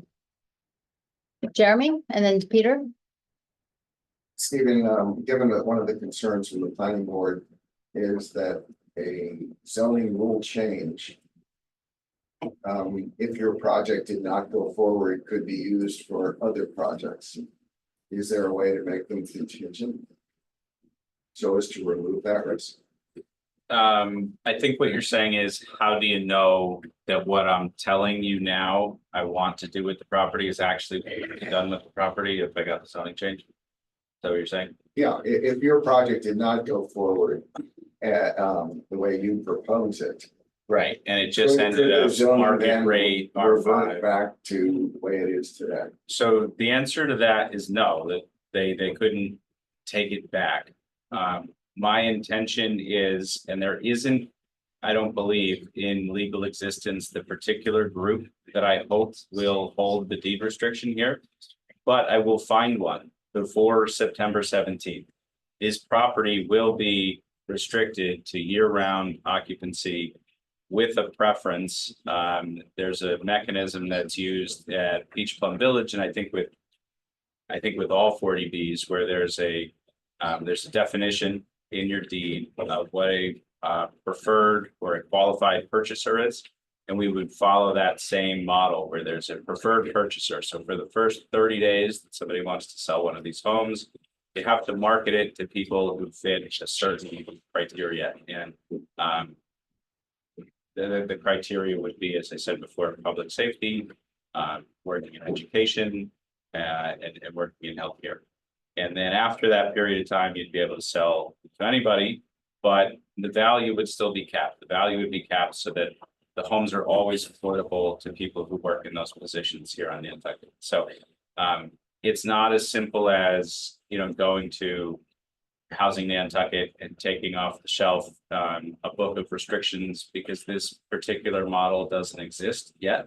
But it's not new for the world, and it will exist before we get to September. I don't know how, aside from me telling you and everyone this in this recorded meeting and telling you that I'll have it done by September 17th, I don't know how you get to the point where you believe me and trust me. But I also am not asking for finance to, for this committee to go against planning board. I mean, some of what I'm talking about has a financial impact. I think this restriction does, and providing housing for people in these industries and at affordable rates, I think that does have financial impact. But there are planning concerns that are rightfully decided by the planning board. And if this zoning change were to come to pass, there would also be a comprehensive permit process for the subdivision. So there's lots of things that belong with planning.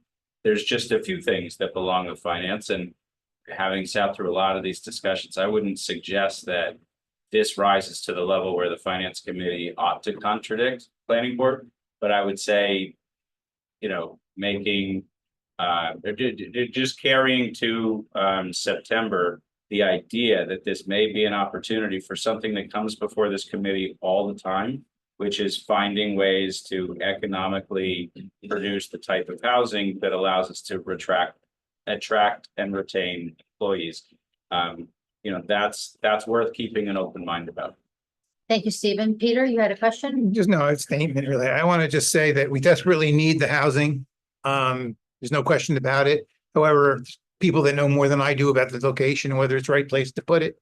It's a problem, but I give Stephen credit because it's probably the most creative housing thing I've seen coming out of anybody in Nantucket in a long time.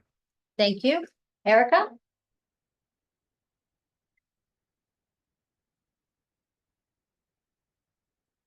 You're muted, Erica. Sorry about that. That's right. Go ahead. Just a couple quick things. I also applaud Stephen for thinking outside of the box on this, but unfortunately, this particular property, and I'm sorry because I'm repeating myself from the last meeting, is currently in the country overlay district. And the town code states that the purpose of the country overlay district is to discourage development and preserve areas characterized by traditional and historic rural land use patterns, and to discourage the spread of dispersed development patterns that promote automobile dependency and are costly to build and maintain.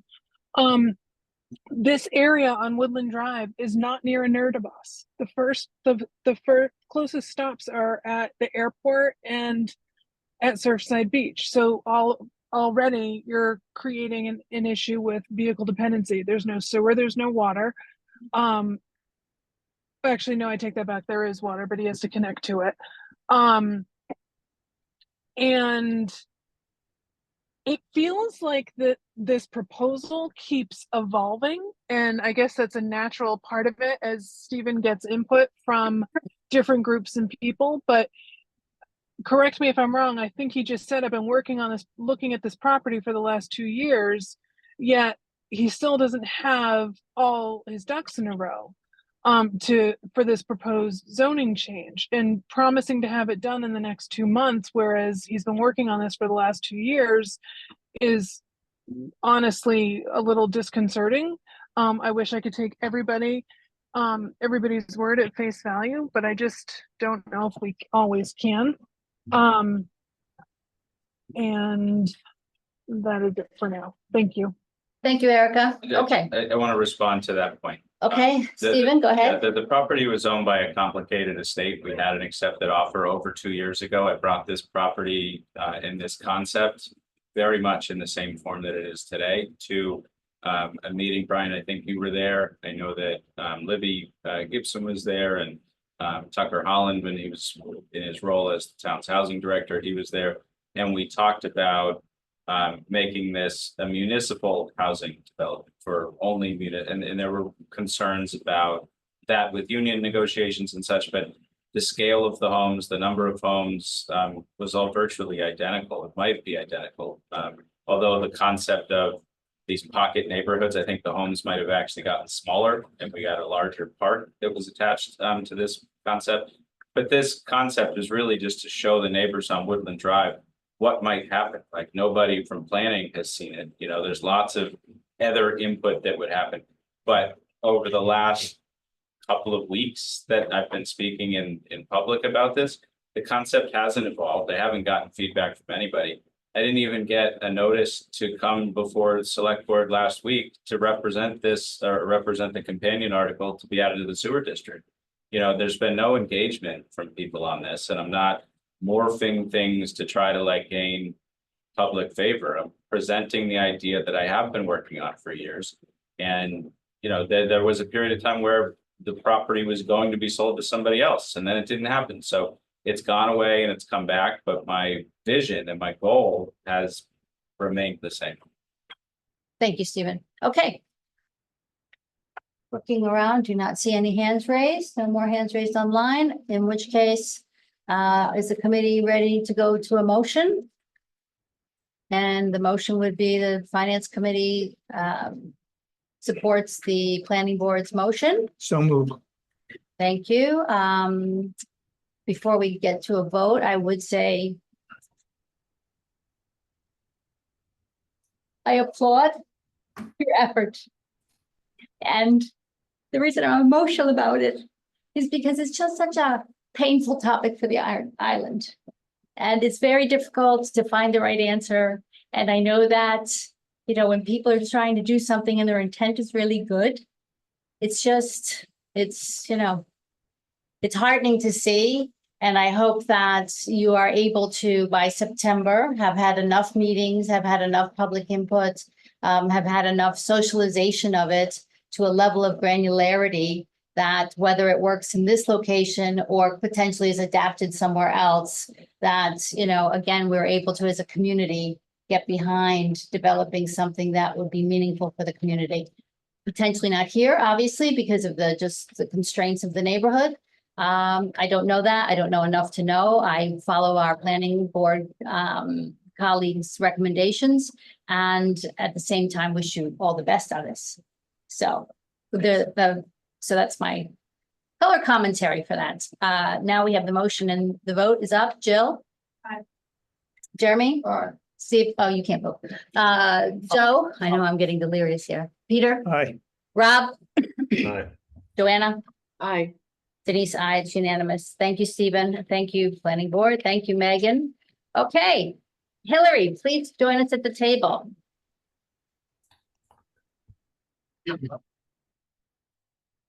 Thank you. The homeland position for. Look at that, it's not even 6 o'clock. You're doing such a good job. I'm getting there slowly but surely. Okay, Hillary, 5 minutes, please. Hi. Hi. Good afternoon or good evening, everyone. So I'm Hillary Hedges-Rayford, and I'm here as the lead petitioner for Article 16, which is an article that is predominantly similar to what was voted positively at the 2023 town meeting. So it's currently a bill in the State House. It's been referred for further study by the Committee on Municipalities.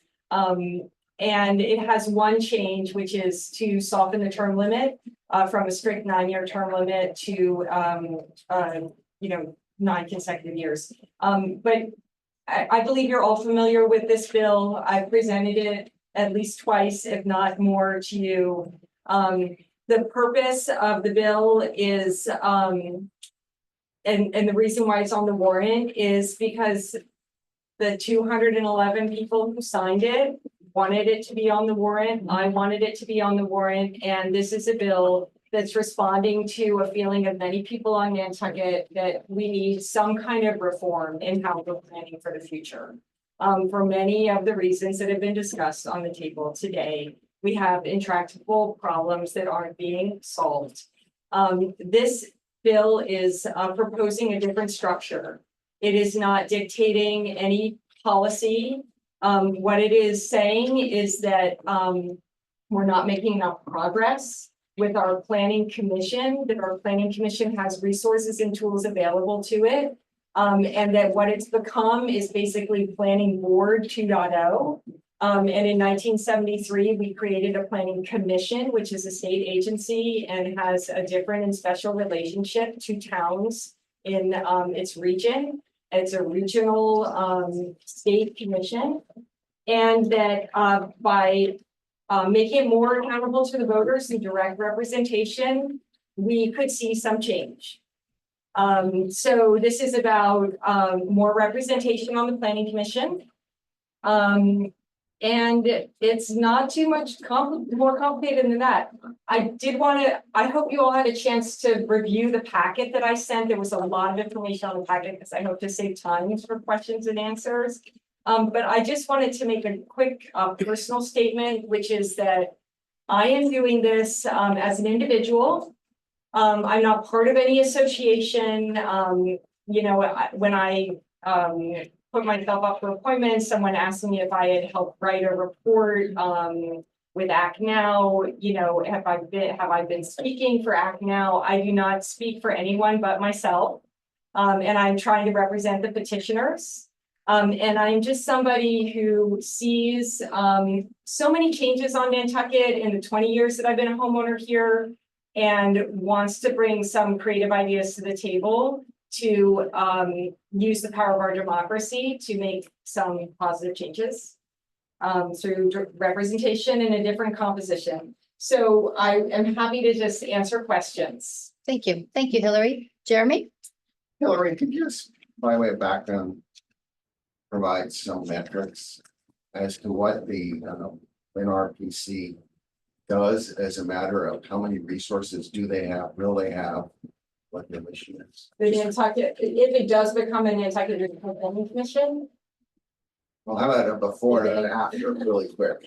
Well, that would be up to the commission. So this is where I think it's really important that this is a very narrow effort.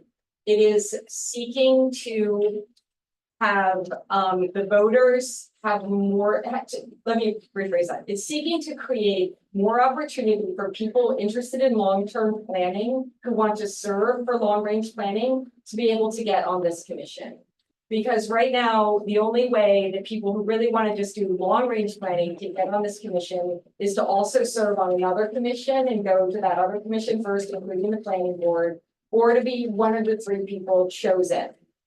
And so I cannot answer your question because what resources would be available would be based on however this commission changes through a direct balloting effort and through including the land bank and the historical commission. That would be for them to plan requests. The budget comes from the town and they also have the ability to apply for grants, and they as a commission will make that decision. So if I understand this, what you're proposing will be 5 elected members and 6 appointed, so 11 people. Yes. Will give their time to provide a different way to do long-term planning. Yes. And roughly, just for my purposes, because I don't know, is this $100,000 budget? Is it $1 million budget? Is it $3 million of grants? What? Give me a set of metrics of what we're talking about. I think we have the chair and the vice chair of the NP and EDC, and we have the planning director and the senior planner, and they set the budget, they request the budget for the planning department, and they're great people to answer that questions. This is just about the structure. No, I understand. You're focused totally on structure and governance. I understand that. Yes. I was just trying, for my own edification, to understand the corpus that the arm wrestle is about? Good question. That was my question. Does anyone know an answer? Hey, Peter. So I can understand after 40 pages, it's blurring together. You want to basically, the biggest change is you want to get rid of the 5 planning board members and only have 1. And you want everybody else to be directly elected rather than appointed. Would that be? Everybody else. Well, no, the 5. The change Yeah, is the yeah. 5. So let me just say the reason, sorry, That's all right. the reason why it's a difficult question to answer is because in 2012, the town and the select board merged planning and building. So now we have a planning director who is also the director of planning and land use. And some of her time is on planning and some of her time is on managing the building department. And the budget is for planning and land use, so you would have to go and kind of apportion that. And some of the money for planning comes from the state, so like Mike Burns' salary, he only works for the NPDC. So, I mean, if you wanted to just think about planning, it's probably Leslie's salary, which is, about $170,000 a year. I hope I'm not mistaking that. And then you have Mike's salary. And you have Lauren is also part of that group. So you could do it by salary, but people's activities and all their resources, it's all merged together as part of building. But effectively, you have 3 full-time professionals pulled in different directions to focus on planning issues.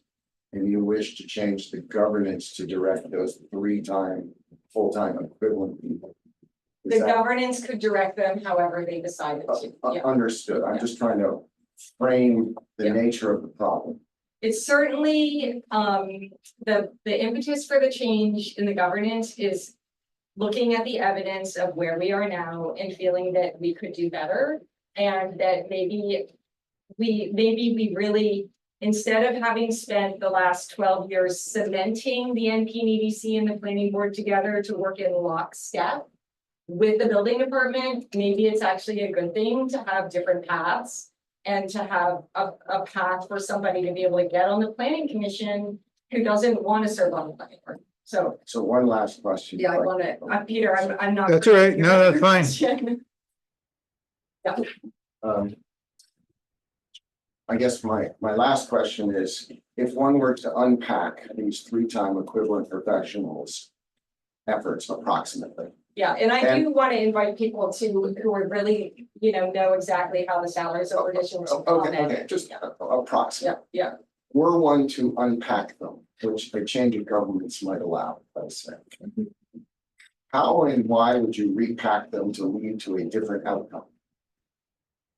It's real, I actually respectfully feel that it's beyond the scope of the article. I mean, it's really just saying that we have a planning commission and a planning board, and we're getting 1 for 2. So is it then safe to say that trying to change governance to 11 people's involvement is to direct 1.5 full-time equivalent people? Well, it's to do long range plan. I mean, the commission has enabling legislation. And the commission is responsible to pursue to execute on the enabling legislation, which is to plan for the comprehensive region, to plan comprehensively for the region, to advise other boards, to advise the select board, and to be really focused on the 20 to 30 year time frame. So is it safe to say they have more soft power to unlock future resources to affect change? Is that what you're trying to do? They have soft power and they have the ability to employ a planning director, which would be up to them. They might say, actually, we want to, we don't want to have a planning director. It would be up to them. Okay, last, so if you could unpack this and then repack it. Your belief is it would lead to a better sense of long-term planning and may unlock additive resources from some of them. I think there's tremendous potential with this commission, which is why I focused on it. I think it's not well understood. I think it's underattended to by the public. And I think there's a lot to understand and appreciate about what this commission is here to do. It is advisory. It is about policy. You know, this commission has the right to put someone on the Ocean Advisory Commission. Which advises it sits there with members of the governor's cabinet. And it advises the federal government and the state on how we use our oceans, how we use our oceans for wind. We got the right to be on that commission in 2009, and it has not been discussed once since then. And our nominee is still in the course. So, you know, I'm not saying that I am suggesting how to fix those issues. I'm just saying there's tremendous potential here. We're not getting the benefit of having our own regional planning agency. It's extraordinary that we even have this. Extraordinary, because there's a huge pile of government, state and federal grants, $3 trillion of federal grants. And we get to put our straw into that milkshake as a single town. We don't have to divide it up. So that's why I'm going after this, and maybe I should move on to some of the other technical logistical questions. No, but that is context. Yeah. Interesting. I hope it's all. Okay, Peter? Yeah, just a question. All you're trying to do is change one sentence, correct? No, oh, in this. Yeah. I have been monitoring, I included the letter that I wrote in October of 2022 in the packet for you to read, because I have really wanted to negotiate and come up with an agreed upon, idea. And I sent that letter. I've attended the meetings, and what I heard was a lot of discomfort with the term limit. I heard a lot of discomfort with the term limit, and I thought, well, I'm going to put this back on the warrant again, basically because we have to decide as a community, do we like this idea or do we want it to die? And the only way to do that is to bring it back to the floor. And I wanted to acknowledge, what I heard the commission talking about, and they don't like the term limit. So I've adopted a softer term limit, which is, you have to take a year off. And it's 9 years, so I don't think there's a lot to complain about with the term limit, but yes, that is why I made the one change. And, I think there could be other changes? Yes, I mean, I would be happy to, if you like this idea and you think that there would be benefit to a new structure, but you don't like what's, the 5 elected members. There's also a lot of pushback about the 5 elected members. Seth, he doesn't like elected members because it's hard to run for office. I mean, I don't know how you have a democracy without having elected members. Nobody's saying the planning board should be appointed. Most elected members get paid. Well, not on Nantucket. No, that's why you have a democracy. Okay, folks. Joe, go ahead, and then I'm going to ask Nat for I have a few questions, and then I have some questions. And happy birthday, Curtis. Thank you. I'm sorry to leave, but I have It's a your birthday birthday. dinner. Oh, well, good. Enjoy, Curtis. Curtis has been around longer than 9 years. 91. 91 today. 91 today. All right, take care. I'd like to be as fit as he is now. Yeah, hope I can make it. Okay, Joe, go ahead. I have to say that 40 pages to explain why we should agree to this is just chaos.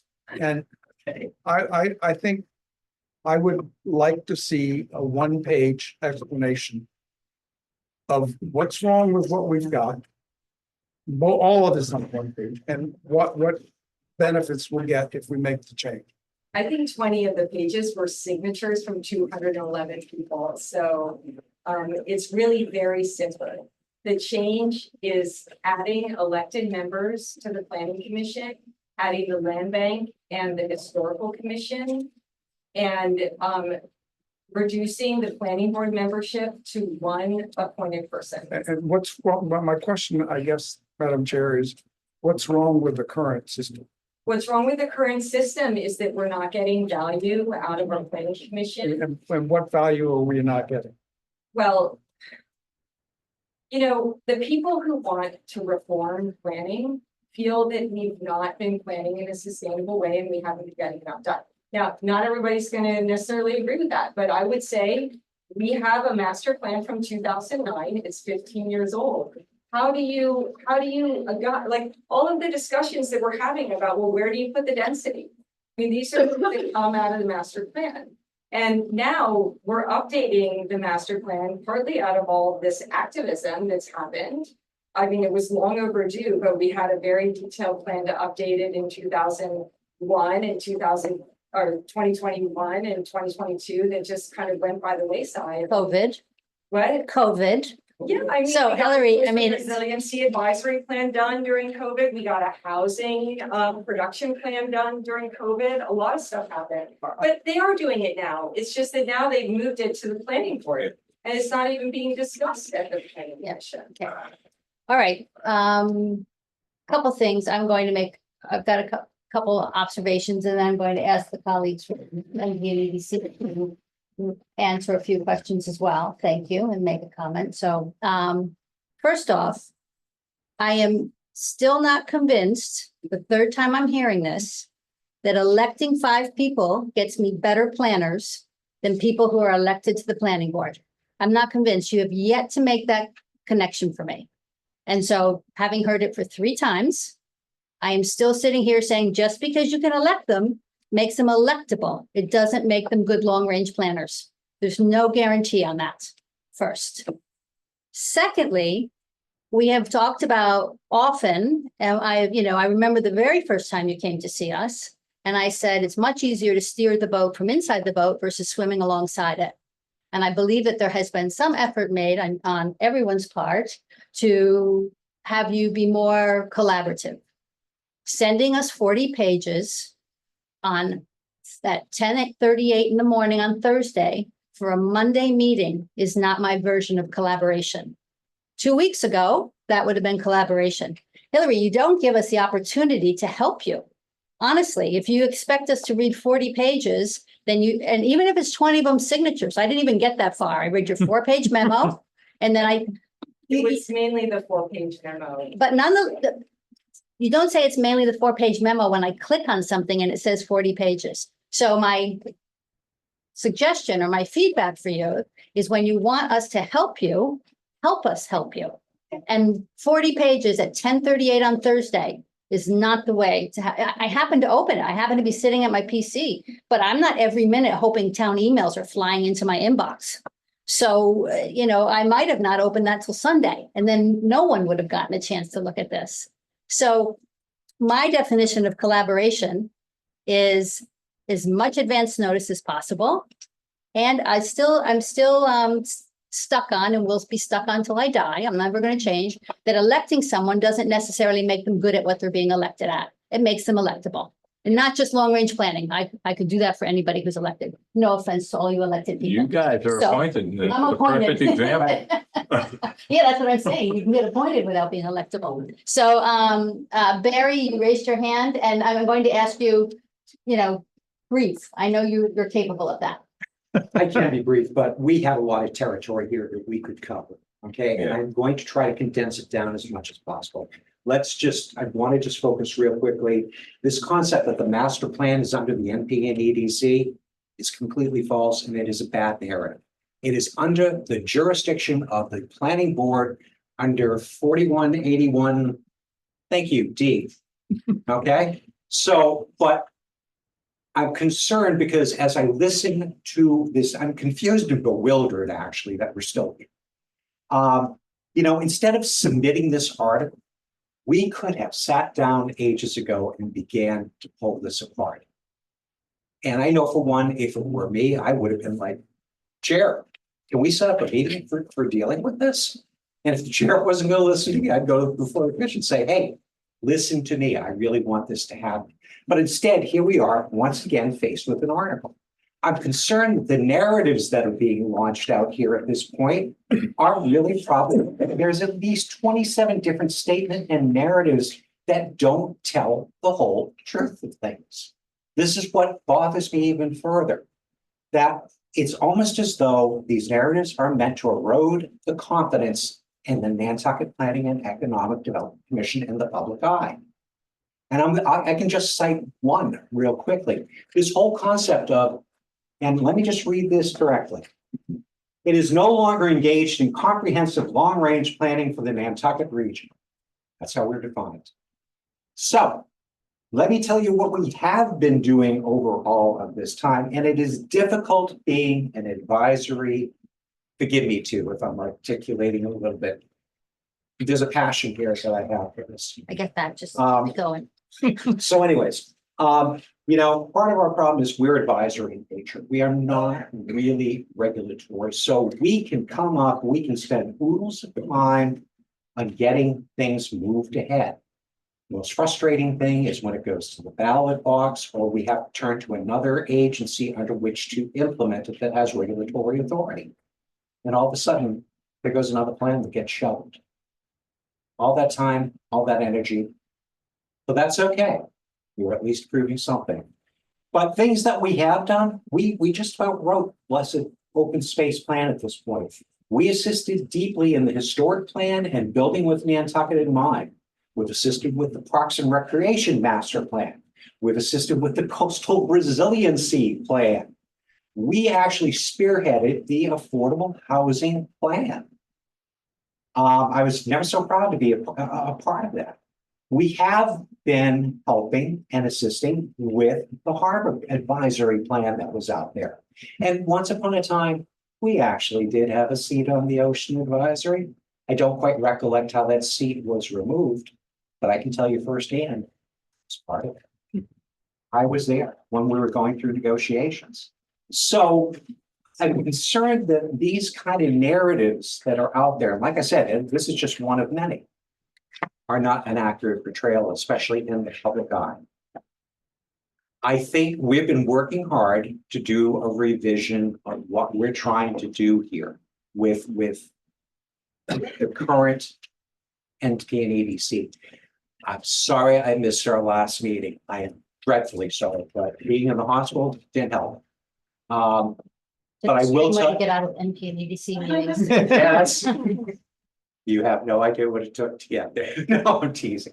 But anyways, case in point was that if I'd been there, I was ready to put the final lock on things. We are so close to being able to finish the work that we have started.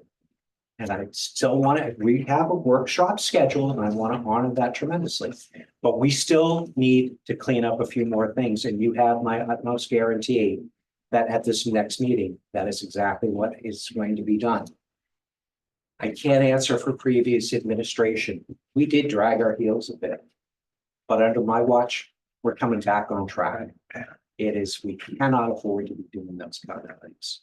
Okay, thank you. Thank Thank you. you, Barry.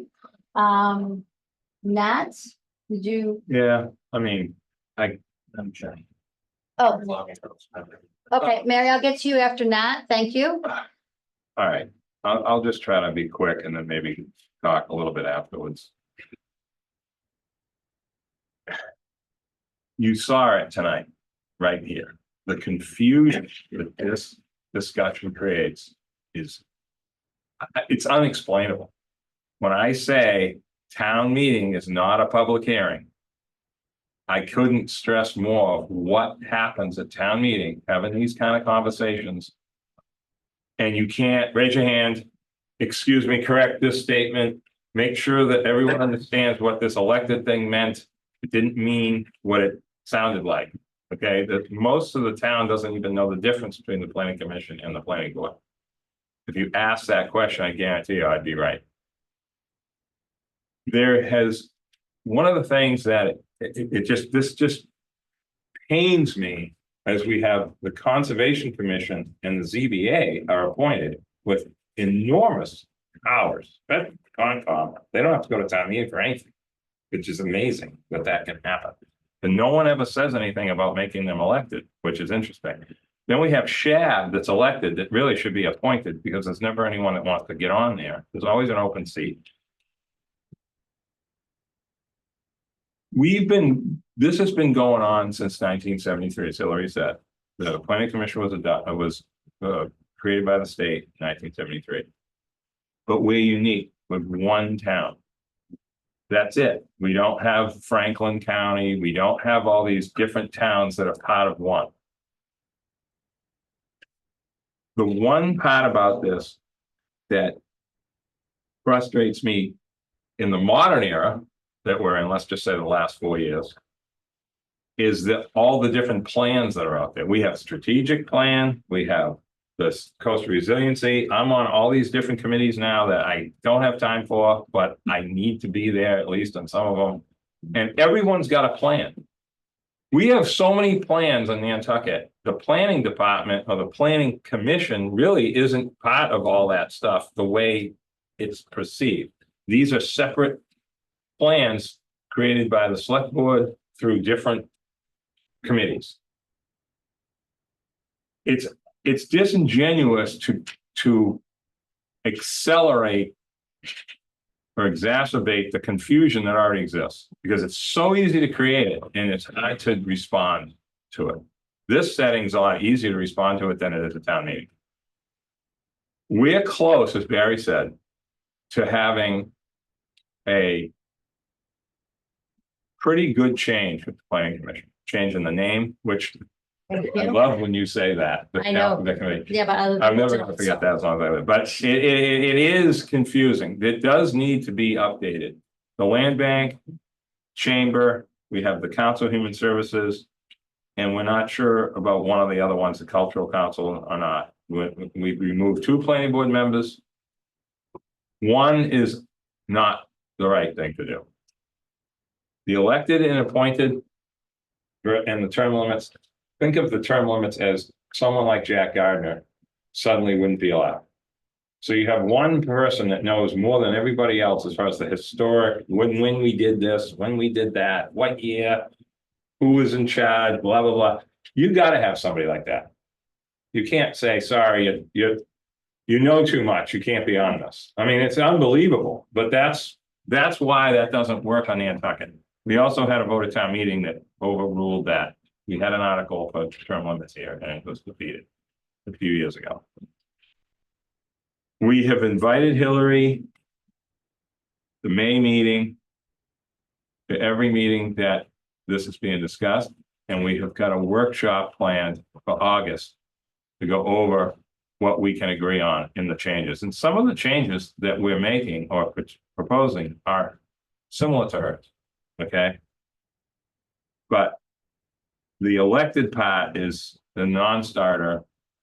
We had a really robust discussion about that in June, and by all sides of the aisle on that one. And it's definitely, I mean, you can see it with the other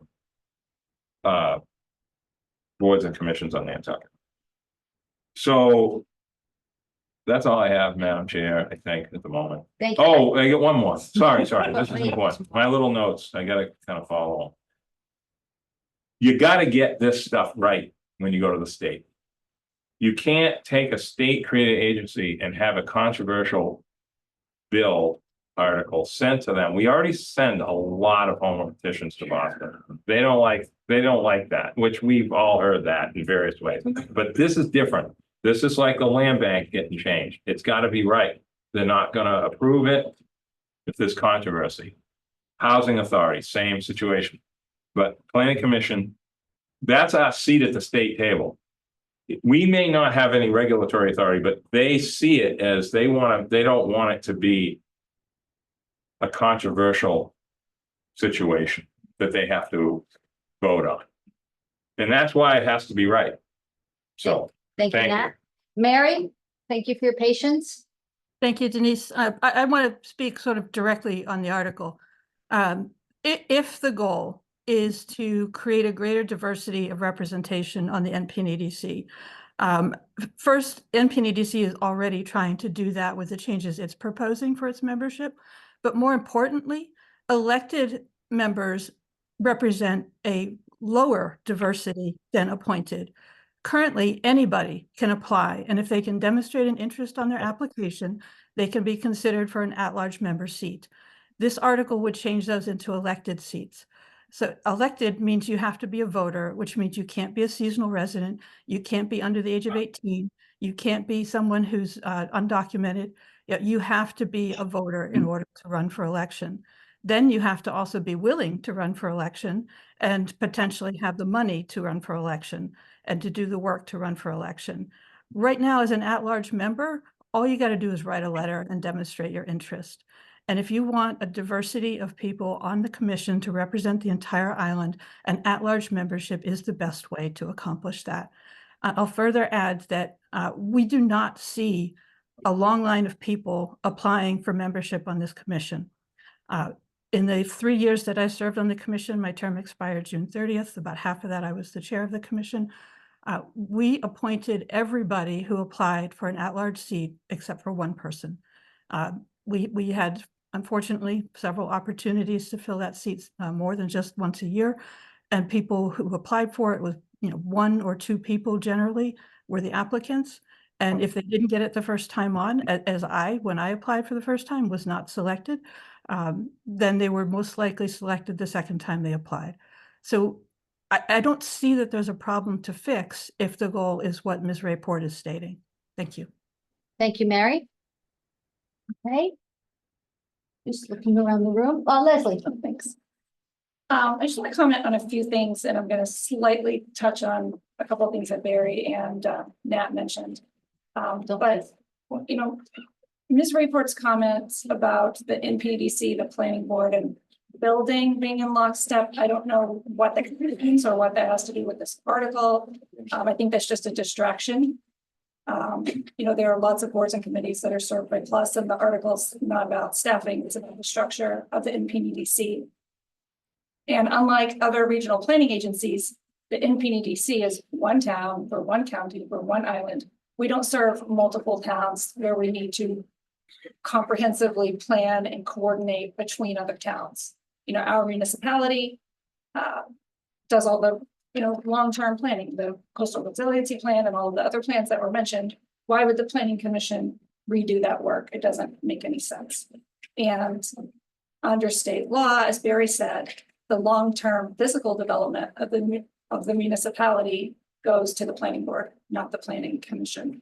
And the planning commission certainly has a role in a lot of these things, but it's not their specific duty. You may recall that the previous version of this article passed by town meeting by a single vote, which I don't think indicates strong support or otherwise.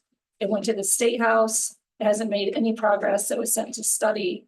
And those of us that testified opposing that home rule petition committed to working on revisions to the legislation, which the commission has been doing, as you all know. And that's really important. And on August 5th, we're going to have a workshop. We've invited Ms. Report. And I'd like to see everyone, come together on something that we can all agree to. Thank you, Leslie. Jill. So when you make these changes to the planning commission, how's that going to, you can do that yourselves? Or do you have to go to the state? No, it has to go to the state. Right. Be an For article. the name change and everything? Yeah. So my other question is for John Giorgio. Okay, yeah, go ahead. Sure. John, is he still there? Yes, he is. Oh. Yay, John. So, Jill has a question for you, John. sorry. That's okay. This I'm is- here. Okay. So Hillary's original article that passed has not been signed or approved by the State House. And so it's kind of in limbo, so to speak. And then she's bringing it up again in September. And whether it passes or doesn't pass, we don't know. Here for special town meeting, how does that work going forward if you basically have two almost, not quite, but almost identical articles? If they were at the state, if it didn't pass here, it's not gonna go to the state house, but the other one is still at the state house. But if this one, and isn't that in conflict with each other? So, Jill, I think the way to answer that question, and I'm sorry if there's a echo, but the way to answer that question is twofold. One is it would be the most recently the most recent version adopted by town meeting. So if town meeting were to adopt this version on September 17th, it would be sent up to the legislature, and I would imagine it would replace the home rule petition that was voted in 23. Having said that, Nate said, and he's absolutely correct, or maybe it was Leslie, in 23, it passed by a single vote at town meeting.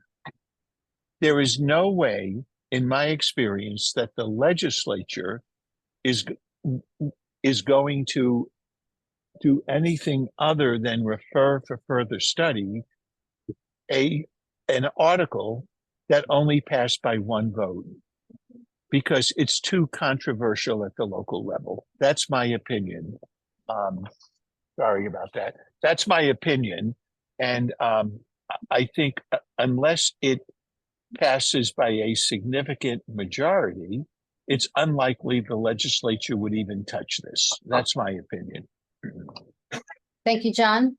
Other questions from the committee? Wait, I gotta. Oh, Jill, go ahead. So if this, let's say this did pass again and it replaces what's already there. I think they already had their hearing. I remember Denise appeared at the hearing and Hillary and I think members of the planning board, would they have another hearing? I think They would.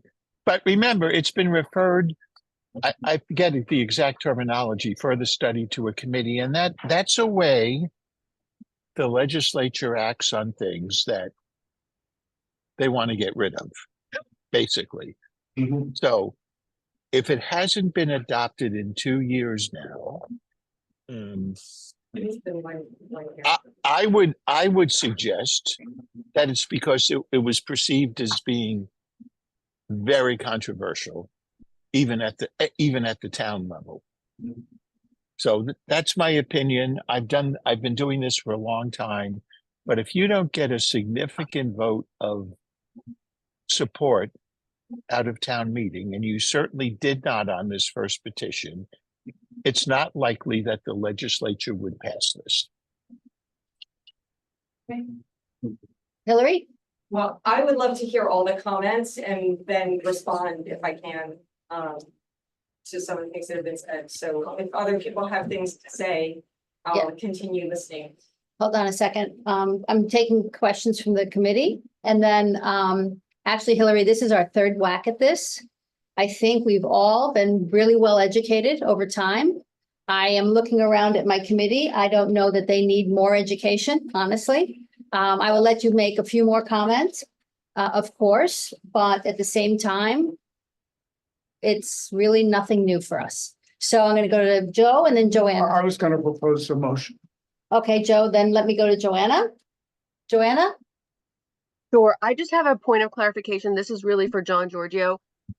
With regard to advisory committees versus regulatory committees, are you allowed to have elected people are allowed to be elected to advisory and not? Yes. Yes, they are. Okay, just questioning. Yes. Thank you. Thank you. Just bear in mind, this is a home rule petition. The legislature can vary the general laws. They can, the short answer is yes. Okay, thank you. You can do it by special legislation. Okay. But okay, let me follow up with that. So do we have any elected officials on advisory boards on Nantucket? Isn't the Shellfish Advisory Board elected? And that's an advisory board. That's one example. Okay. Okay. Thank you. Which? We can't Okay. Leslie? Just want to make one point about recalling the NPDC an advisory board. I mean, they are advisory, they're not regulatory, but they are one of the 13 regional planning agencies recognized by the state. Right. So they're not just an advisory committee. It's a very important role. The regulatory versus non-regulatory is what I'm trying to say. Okay. There's a big difference. Okay, thank you. I make one more comment, Madam Chair. If 2 seconds. Yeah, 2 seconds. Okay, something I missed.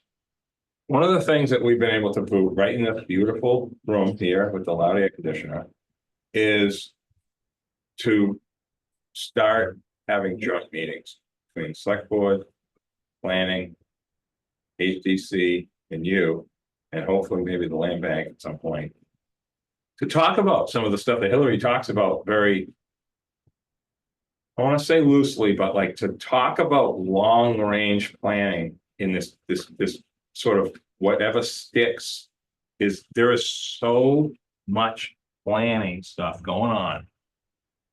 It is unbelievable to like even keep track of it all. This town is doing an awful lot of planning. It just doesn't look like it. But it's taken a different track than it has even 10 years ago. It's sophisticated. There are incredible meetings. The open meeting law has made it much more difficult. All these meetings have to be posted. There's consultants. The Zoom has made it possible. I'm sitting in these Washington Street meetings. It's like, I can't even believe how much is going into all this. It's so much different than it was in the early 2000s, mid 2000s when we started the area plan process. It was very easy. You can sit in someone's living room. Like, it's not like that anymore. But anyway, so the joint meeting process, very positive. Dawn initiated that. Brooke is in favor of that. We're working with the HDC actually on something that was at town meeting last spring. Collaborative work between boards, to me, is the future of Nantucket, because there's not much left here. Land, buildable land, there's gonna be a lot of discussion about that. That's the kind of stuff that we need to talk about as board members together, not meetings that 4 people are watching. Okay, that's so to me, that's way more important than blowing up the planning commission to fix Nantucket when we're really not able to do that. There's a lot of other entities doing the fixing and the planning together. Thank you, Nat. I'm looking at my clock and I know we're over, but I think it's important that we finish this today. So I'm going to hold you all to the room. Apologies in advance, because as you know, I really like finishing on time. I really like it. We're not going to today, so we're already 21 minutes over.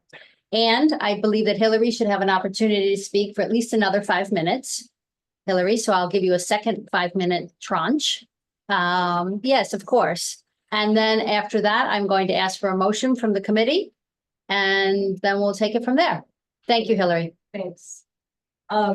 Well, first I want to apologize if my memo that I sent caused anxiety and palpitations. I mean, everyone's trying to enjoy their summer a little bit. It was a 4-page letter with a lot of documentation that was publicly sourced and that I assembled to make your lives easier. I wasn't intending to bury you in really 20 pages where the signatures. And I do think it's important to recognize that 211 signatures is not something to ignore on a petition. So, you know, I've been the face of this petition for a while. I've applied to be involved with planning 2 or 3 times at least. I'm very well qualified. And I would say that the thing that you have to be appointed to planning is, I don't know, it's something that I guess I don't have, but it's not for lack of trying. I come to the meetings and I think that I'm not trying to change any minds here because I know your minds are made up, but I think you are not properly appreciating the depth of dissatisfaction on this island with the way the island has been built out, with the lack of adequate infrastructure. And, you know, people on the commission are rolling their eyes, and I know they're very happy with the work that they have done, but there are a lot of people who live here, who go here, who really have a very hard time making things work the way this island has been evolved over the past 15 years, from fishermen to, you know, people who are just trying to make a living in the trades. And this is responsive to that. I agree that, you know, maybe we could have 3 elected members, but people have to get on a commission somehow. And there is not a single other commission anywhere on this island that appoints its own members, not anywhere. And this commission appoints its own members. The planning board of 5 people, there is only 1 member of the planning board that had to run against anyone. It is a self-appointed commission because people don't want to serve on the planning board. And as far as Mary's comment about people, not a lot of people showing up to be on the MP and EDC, it's because they don't get anything done. It's a very painful commission.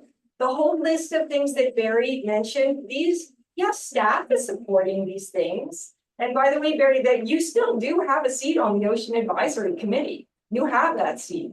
It's there. It's on their website. I've talked to them. I have all their minutes. I mean, you have it. And it's like, we don't even know. So, I'm not saying the staff isn't doing anything. I think they're working as hard as they can. I think the governance is broken. And I think that it's incumbent upon us to do anything we can to fix it. And town meeting will decide. If they pass it by a wide majority, the state will take note. The joint committee could have reported out negatively on this article, on this bill. They did not report out negatively. They chose to basically take no action because they wanted to see, is there more support? And so I didn't have to put this back on this is still an active bill. I didn't have to put it back on the warrant. We put home rule petitions that have been voted positively back on the warrant every year, just to say to the state, look at how much support there is. Town meeting is still supporting this. That's why I put this back. If it passes by a wide margin, I hope all the people in this room that really think everything is going fine and don't want to see change will take note. And if it doesn't pass, I will be so happy to not have to come in front of you again with this bill. But I've been determined to see it through because I too like to fix things. And I have 211 people who asked me to do it. Thank you. Okay. All right. Joe, you had a motion? I move that we follow the planning board, so I think to take no action. That's a possible motion. Is there a second for take no action? Wait, No, I don't think the planning commission's motion was to take no. Well, actually, the planning commission doesn't make a motion on this. So let's be clear, it's a finance committee motion only. The planning MP and EDC, they suggested take no action. I believe that the finance committee is we make the motion. So it's interesting what they said. And thank you for the input, and I would not necessarily think that's our motion. Okay, I'll change my motion to not to approve, Not to adopt, okay? not to adopt. Is there a second for that motion? Also. Okay, further discussion on, let me close the public hearing first. Can I have a motion to close the public hearing? So moved. Second. Thank you. Roll call, Jill. Jeremy. Stephen. Joe. Peter. Aye. Joanna. Aye. Rob. Aye. Denise. Okay, public hearing's closed. Now the motion in front of us is motion not to adopt. The NP and EDC recommended take no action. Honestly, I'm equal either way. So personally, any further discussion on the motion? Stephen and then Jeremy. Okay, I would have preferred that we followed the MP and EDC's request or their Okay. recommendation that we take no action. I mean, planning, there is a lot of work being done. But we Yep. also should recognize, I think, the will of town meeting a year ago, which was by the narrowest of margins, but it was supportive. And Okay. so, to go a step beyond even what the MP and EDC asked of us to do, I think is unwarranted. Okay, Jeremy? I have a question for Hillary. With all of your passion, have you thought about trying to get work from inside the system? Because getting this thing done is gonna take you years, no matter what the town meeting works on. Well, I applied for the planning board, open seat. I applied for the NPDC twice. I ran the historical commission for 3 years. I'm an active participant in town meetings, so yes, I mean, the next step is to run for planning board. I guess the only way I'll, get a seat at the table is to actually run for planning board. That'll be for me to decide if I want to do it. But I mean, I appreciate it. I do want to be on the inside of it. People, the people who are in charge in this town are not gonna appoint me. They don't want to have my ideas. Hillary, I think that characterization is unfair of people. I wouldn't want them to characterize it of you. So I would rather that you didn't use that characterization of we're a community. Well, I'd love to hear that. I mean, that's We're a wonderful to community. hear that. I love this community. I consider it home and, you know, I continue to apply. Yeah, good. Yeah, I mean, yeah. So the answer is yes, I have thought about trying to change it from the inside, but here I am still swimming outside the boat, pushing on the edge. You're getting good at it, Hillary. Jill, Last time. motion, the first two times was motion not to adopt. That was the first two times. Now, to Stephen's point, there was, because it did pass, albeit by one vote, take no action is probably more appropriate. The reason I was thinking motion not to adopt is, you know, in my own head, was because it's consistent with what we voted before, and I haven't heard anything new. And the one vote didn't persuade me that our motion not to adopt was incorrect the first time. So that's my logic, and I'm happy to go to the preference of the committee. There we go. I'm having to talk way too much today. I think you've missed a golden opportunity to trot out that the turkeys have voted for Thanksgiving and the NPDC requested to take no action. So The turkeys did vote for Thanksgiving. Yes, there we go. Because Santa Claus always votes for Christmas. and did you get that you should trot it out? Yeah, I'm gonna bring a turkey. I'm gonna bring a turkey next time. Okay, so we do actually have a motion on the floor, motion not to adopt. We will vote on that, and then if that does not get a positive pass, then we will go back to another motion. How's that? All right, motion not to adopt. Peter, Aye. I have to keep score now. Hold on a second. We're not used to keep score. We're usually unanimous on almost everything. 16, okay. Aye, Peter's motion not to adopt, motion not to adopt, 1. Joe, Aye. Stephen, No. okay, Jeremy. Aye. Jill. Aye. Joanna. Aye. Is it Rob? Aye. Aye. Denise, aye. Okay, Hillary, thank you. And the good thing about Hillary is that you're very experienced at this, so you know how to change it to a positive motion on the floor of town meeting, and the voters will decide. So thank you for your time. Thank you all. Thank you. And your level of commitment is very impressive. No, I would never say crazy. Okay, I'm wrapping up like we aren't done yet, like we're done, all right? No, we Okay, haven't. nearly done, nearly done. Our date of next meeting is Thursday. I'm skipping the agenda item of discussion of warrant articles because I believe that there's no reason to go through that, so that's skipped. Our next meeting is Thursday. It is fully remote. And it will be the 3 sewer articles. That's what's left to be motioned. The select board will get to it tomorrow night. They are going to put it on the agenda before the wind farm, so that way they will be able to get to it. So I appreciated that from Brooke. I'm skipping committee reports due to the hour. I'm skipping other business. I'm looking for a motion to adjourn. So moved. Thank you. Jill. Jeremy. Aye. Stephen. Aye. Joe. Aye. Peter. Aye. Rob. Aye. Joanna. Aye. Denise, aye, and thank you, everybody. Thank you very much, Leslie.